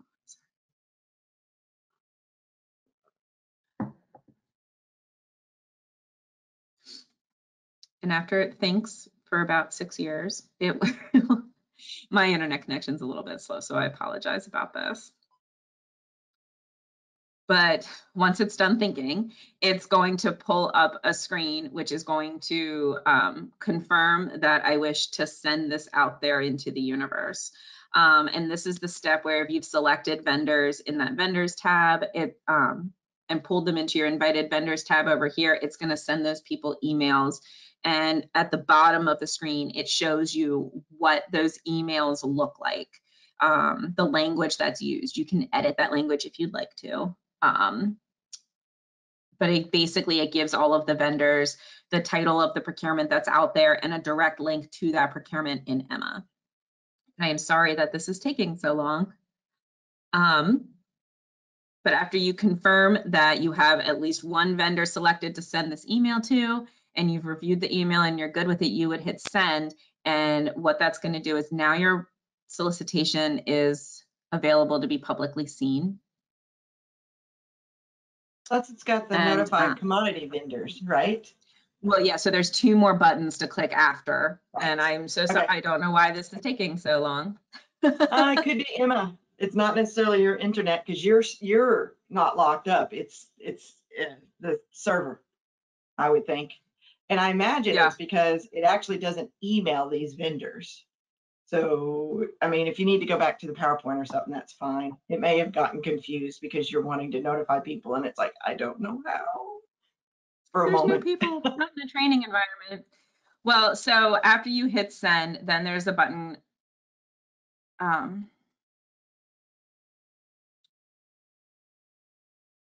The notify commodity vendors button.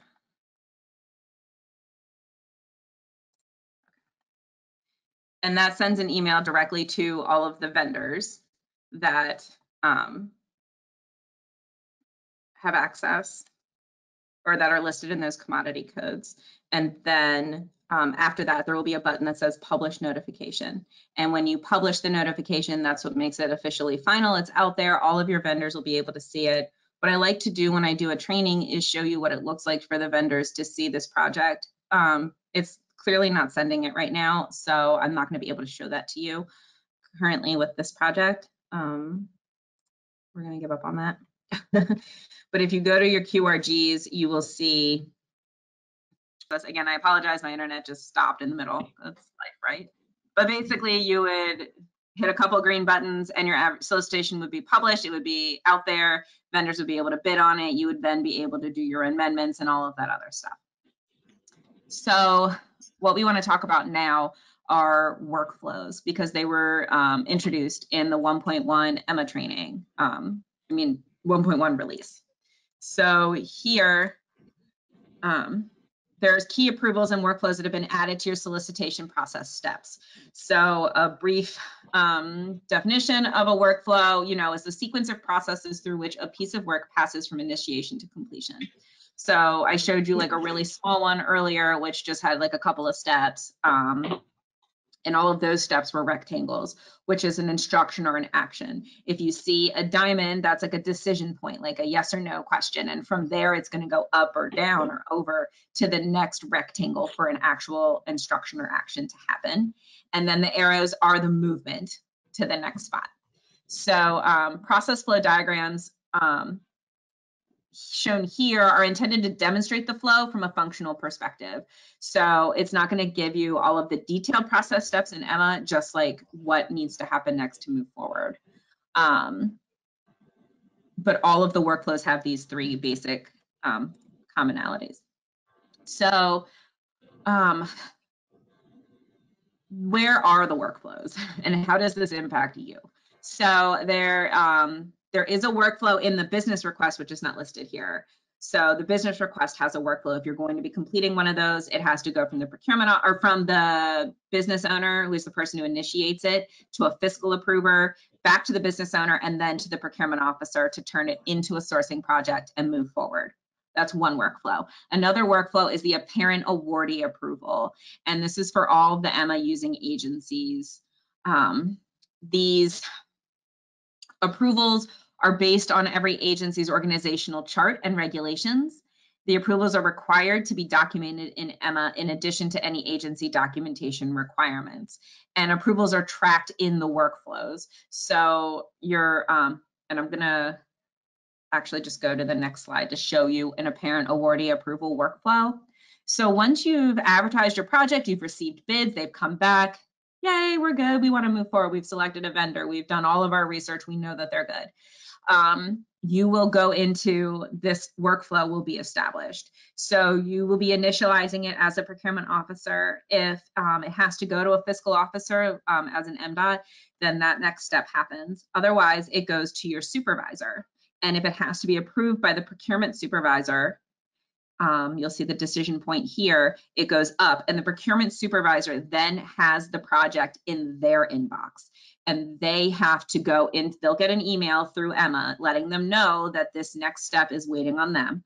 And they go into eMMA, they find this project under their open workflow tabs, and they can review the documents, they can look at what they need to look at, and then they can approve or reject the action from there. If they reject it, it goes all the way back to the procurement officer, the workflow gets erased all the way back to the beginning, and it gives them if they reject it, they have to give a reason for the rejection, so the procurement officer or buyer can see that reason and they know what they need to do to move forward. Hopefully you're also in communication with your supervisor, so if there's additional information, you can get that knowledge from them.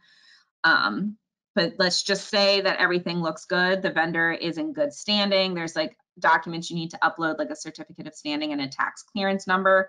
You want to upload those documents so that all parties can see those things and know that everything has been uploaded correctly and that this vendor passes all the tests. Then it goes to legal for legal review if that's required for your contract. Once the OAG or the legal's office approves it, it comes back to you as the procurement officer. When you go to the workflow tab, you will notice that there's a process part, so it shows you where the procurement is and who it's with. And under that, there's a section called emails, and you can actually click on every single email that eMMA generates and sends, so you can see who in the OAG's office it was sent to. You can see what they received. You can see when they received it. So if something's kind of sitting and it's not getting approved, you can check on the workflow at any time to determine where it is, who needs to move it, and who you need to reach out to get it going and to move it forward. So one of the previous slide was also telling us about the third type of workflow, which is under contracts. So except for those are prohibited by COMAR and MDOT, who don't currently have to follow this process, there are workflows for when you create a contract in eMMA. So this impacts the workflow. It applies to every single contract in eMMA, again, if you're required to put them in there. And it is a mandatory requirement, you know, to post your award in eMMA. And when you post your award, it's not the apparent awardee part of the solicitation. It is the creating of a contract in eMMA. That is the award. So we are doing a create a contract virtual class on March 2nd at 12:30. There is a registration link on the website. So if you are interested in more details about the contract process, I would highly recommend attending the training because it's a little more complex. There, you have to understand the workflow process a little bit better. So I would highly recommend attending this class. And it's going to show you what part contracts play and how it's incorporated into the process and requirements for award posting. There are, like I was stating before, a lot of several agencies listed on this slide, and I'm not going to read them all out. Hopefully you know who you are. But if you don't, again, you'll get this PowerPoint. If you are one of these agencies listed here, you are not using the contract module in eMMA. So you do not need to sign up for that contract training because it will not apply to you at all. If you do not work for one of these, I would recommend signing up for the training to get that knowledge and information. Another feature that came out with the eMMA 1.1 release back in November was DocuSign. So I know that not every agency still is totally on board with electronic signatures. Hopefully they will get more and more on board with it. You'd think, you know, we've been in a COVID universe for a year, and that definitely makes it challenging if you can't accept electronic responses. DocuSign used to be something that every agency would have to pay for, and so a lot of agencies didn't use DocuSign. They would maybe use some other programs like Adobe Sign or whatnot. But DocuSign is now free to anyone who uses eMMA. It's an option for anyone to get your signatures without having to go back and forth, as long as your agency can use it.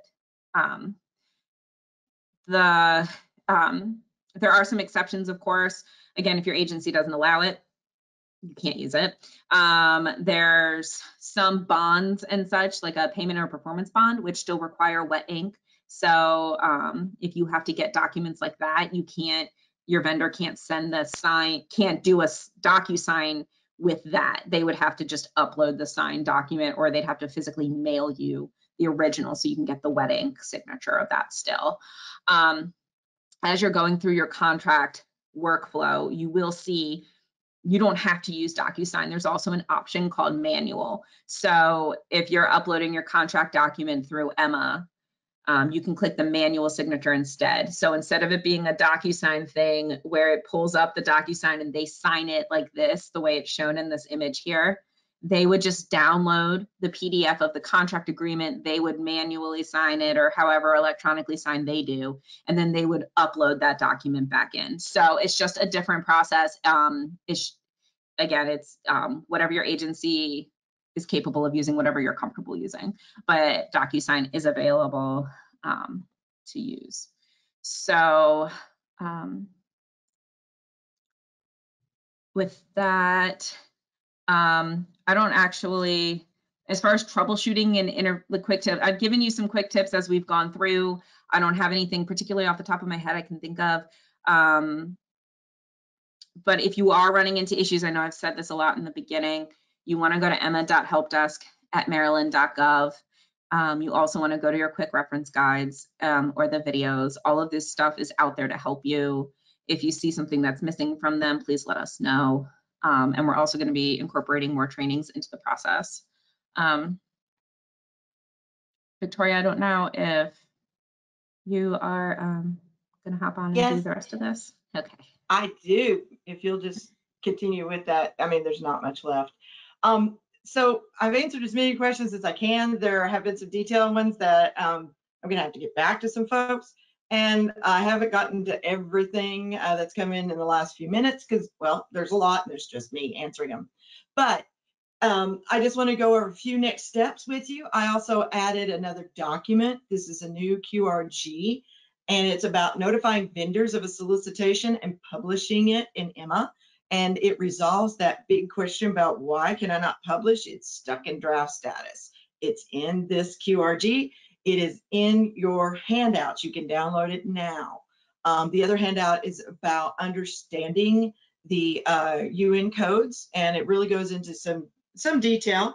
That one should be a something that you're welcome to the UN codes. If you have vendors who ask you about them, you're welcome to send that out. It is something that was actually created by Kristen Irvin out of DGS, specifically for vendors, but it's got great info. We stole it for you guys in the buying side.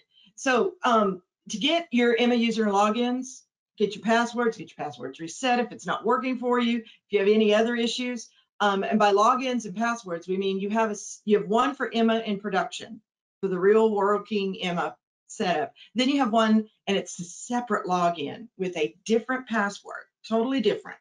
And that is for the eMMA training environment. The eMMA training environment does contain PIA. It has everything in there from eMMA at the point in time that they copied it, which this one is from November of last year, so 2020. So it has tax IDs, it has vendors, it has previous solicitations that were written, published, and awarded. It has all of that in there. And so it is not an environment that is open to anyone other than those of you on the buying side, because we already signed our non-discloses for PIA. But the public, we can't make it available to any vendors or anyone outside of our state employment of some sort. The second thing is we completely reworked all of the quick reference guides. We made them ADA compliant. We created videos for many of them that with Amanda. She filmed them, and she walks you through exactly how to do all of these things, plus many others in detail. But they're not as long as this 3-hour training. They're short. You can fast forward to sections you need to review or you need to go over again. You can just watch specific areas as well. They also go along with our QRGs. So I'm going to ask you to please look at the QRGs. There's a link in there for the videos, as well as if you go to the DGS YouTube page. If you go to the playlist, you're going to find the videos there. We also have QRGs for your buyers. So if they have questions or concerns, you don't have to help them figure it out with eMMA. That's not your job. We have training for them. And we also have the QRGs for them, and they have their own videos as well. Again, on the webpage, but also linked out of their QRGs. So last, we are creating a whole series of webinar-based trainings that you'll be able to participate in and then watch or review. If you can't make a class, you can see it on video later. And these are going to be based on what your role in eMMA is. There'll be many for procurement officers. There'll be some for people who just do approvals. So they're the legal approval in the workflow, or your fiscal approval where you get the fund certification or other things that they have to approve. Or it could be your supervisors. There's also approvers that are BPW. So once it passes BW, it gets approved in eMMA, so that your entire solicitation record is right there, all in one place. No more back and forth emails is the goal. So that the next class, and the link for it is on our training page on the procurement.maryland.gov website. And that class is next week on the 2nd. And it's specific to creating a contract, because creating a contract in eMMA now is how you post an award. except for those agencies that aren't using the contracting module, you still have your own agency-specific rules and regulations about posting a contract. So if you're at a university or the city of Salisbury or something like that, you have your own rules about that. But if you are a state organization that has to post a contract and you're not covered on that list of those who don't have to use eMMA to do that, then this class will walk you through exactly doing that so you meet that COMAR regulation and we all avoid that audit finding on not posting in time. Amanda, can you go forward one more, please? Yay. So what's next? This presentation will be emailed to you, absolutely. A short survey will also come to you. We will get the presentation out, but it will probably be later today. It will not be just 2 minutes afterwards. The survey will come tomorrow. It will not come today. It's very short, it'll take you less than 3 minutes to complete, but it's really critical for us to understand what went well, what can we do better, and what would you like to see? We really want to know what it is you need and what we can do to help you be more successful in your use of eMMA for procurement. The webinar will be available on the DGS YouTube channel. Under the playlist, you'll see an eMMA buyers playlist, and you'll see all of the videos that Amanda did, plus you'll also see this and others as we record them. So should be our last one, I believe. Slide, ta-da, it's just a thank you. Sorry for a couple of hiccups here. This is our first time doing a long quote unquote webinar, and to do it in a live instruction in the live environments of eMMA. As you know, we're all still working from home, and we will be for a long time. For those of you who do not live and work in or around Annapolis or Baltimore, classroom training for you for eMMA was not easy. You had to travel quite a bit sometimes. I know several instructors even who came to Annapolis and or Baltimore from the Eastern Shore. So they drove up to 3 hours or more just to teach at 9 o'clock in the morning. And we're grateful for that, but we're trying to get set up a system to where in the future, if we can have classroom training, we will make that available. But for those who can't travel, or that travel is not, it's not a good use of, it's not a best use of your time, we really want to make these video trainings available to you, both longer ones like this class, as well as the shorter ones like in the QRG that are a few minutes long that really deal with certain topics or things that the help desk tells us they get a lot of questions about. So please fill out that survey if you would. We'd love to know your thoughts, what you think we could do better, etc. And then also, if you have any thoughts on what would be good, if it's more specific to your organization, let us know. We always try to accommodate you. But even if it's something in general, like we need to cover some topic, let us know. We're just really thankful that you all joined us today, and that we look forward to all of your great successes in eMMA. You can reach us at our email addresses. You can reach the Maryland Procurement Academy at the Procurement Academy's email address, which is who emails you about all these webinars. Or you can also get help with eMMA at emma.helpdesk@maryland.gov. Thank you all for joining us. And let me thank two people, actually. We have a technical writer named Jessica Serdan, and Jessica helped Amanda and I put this together completely.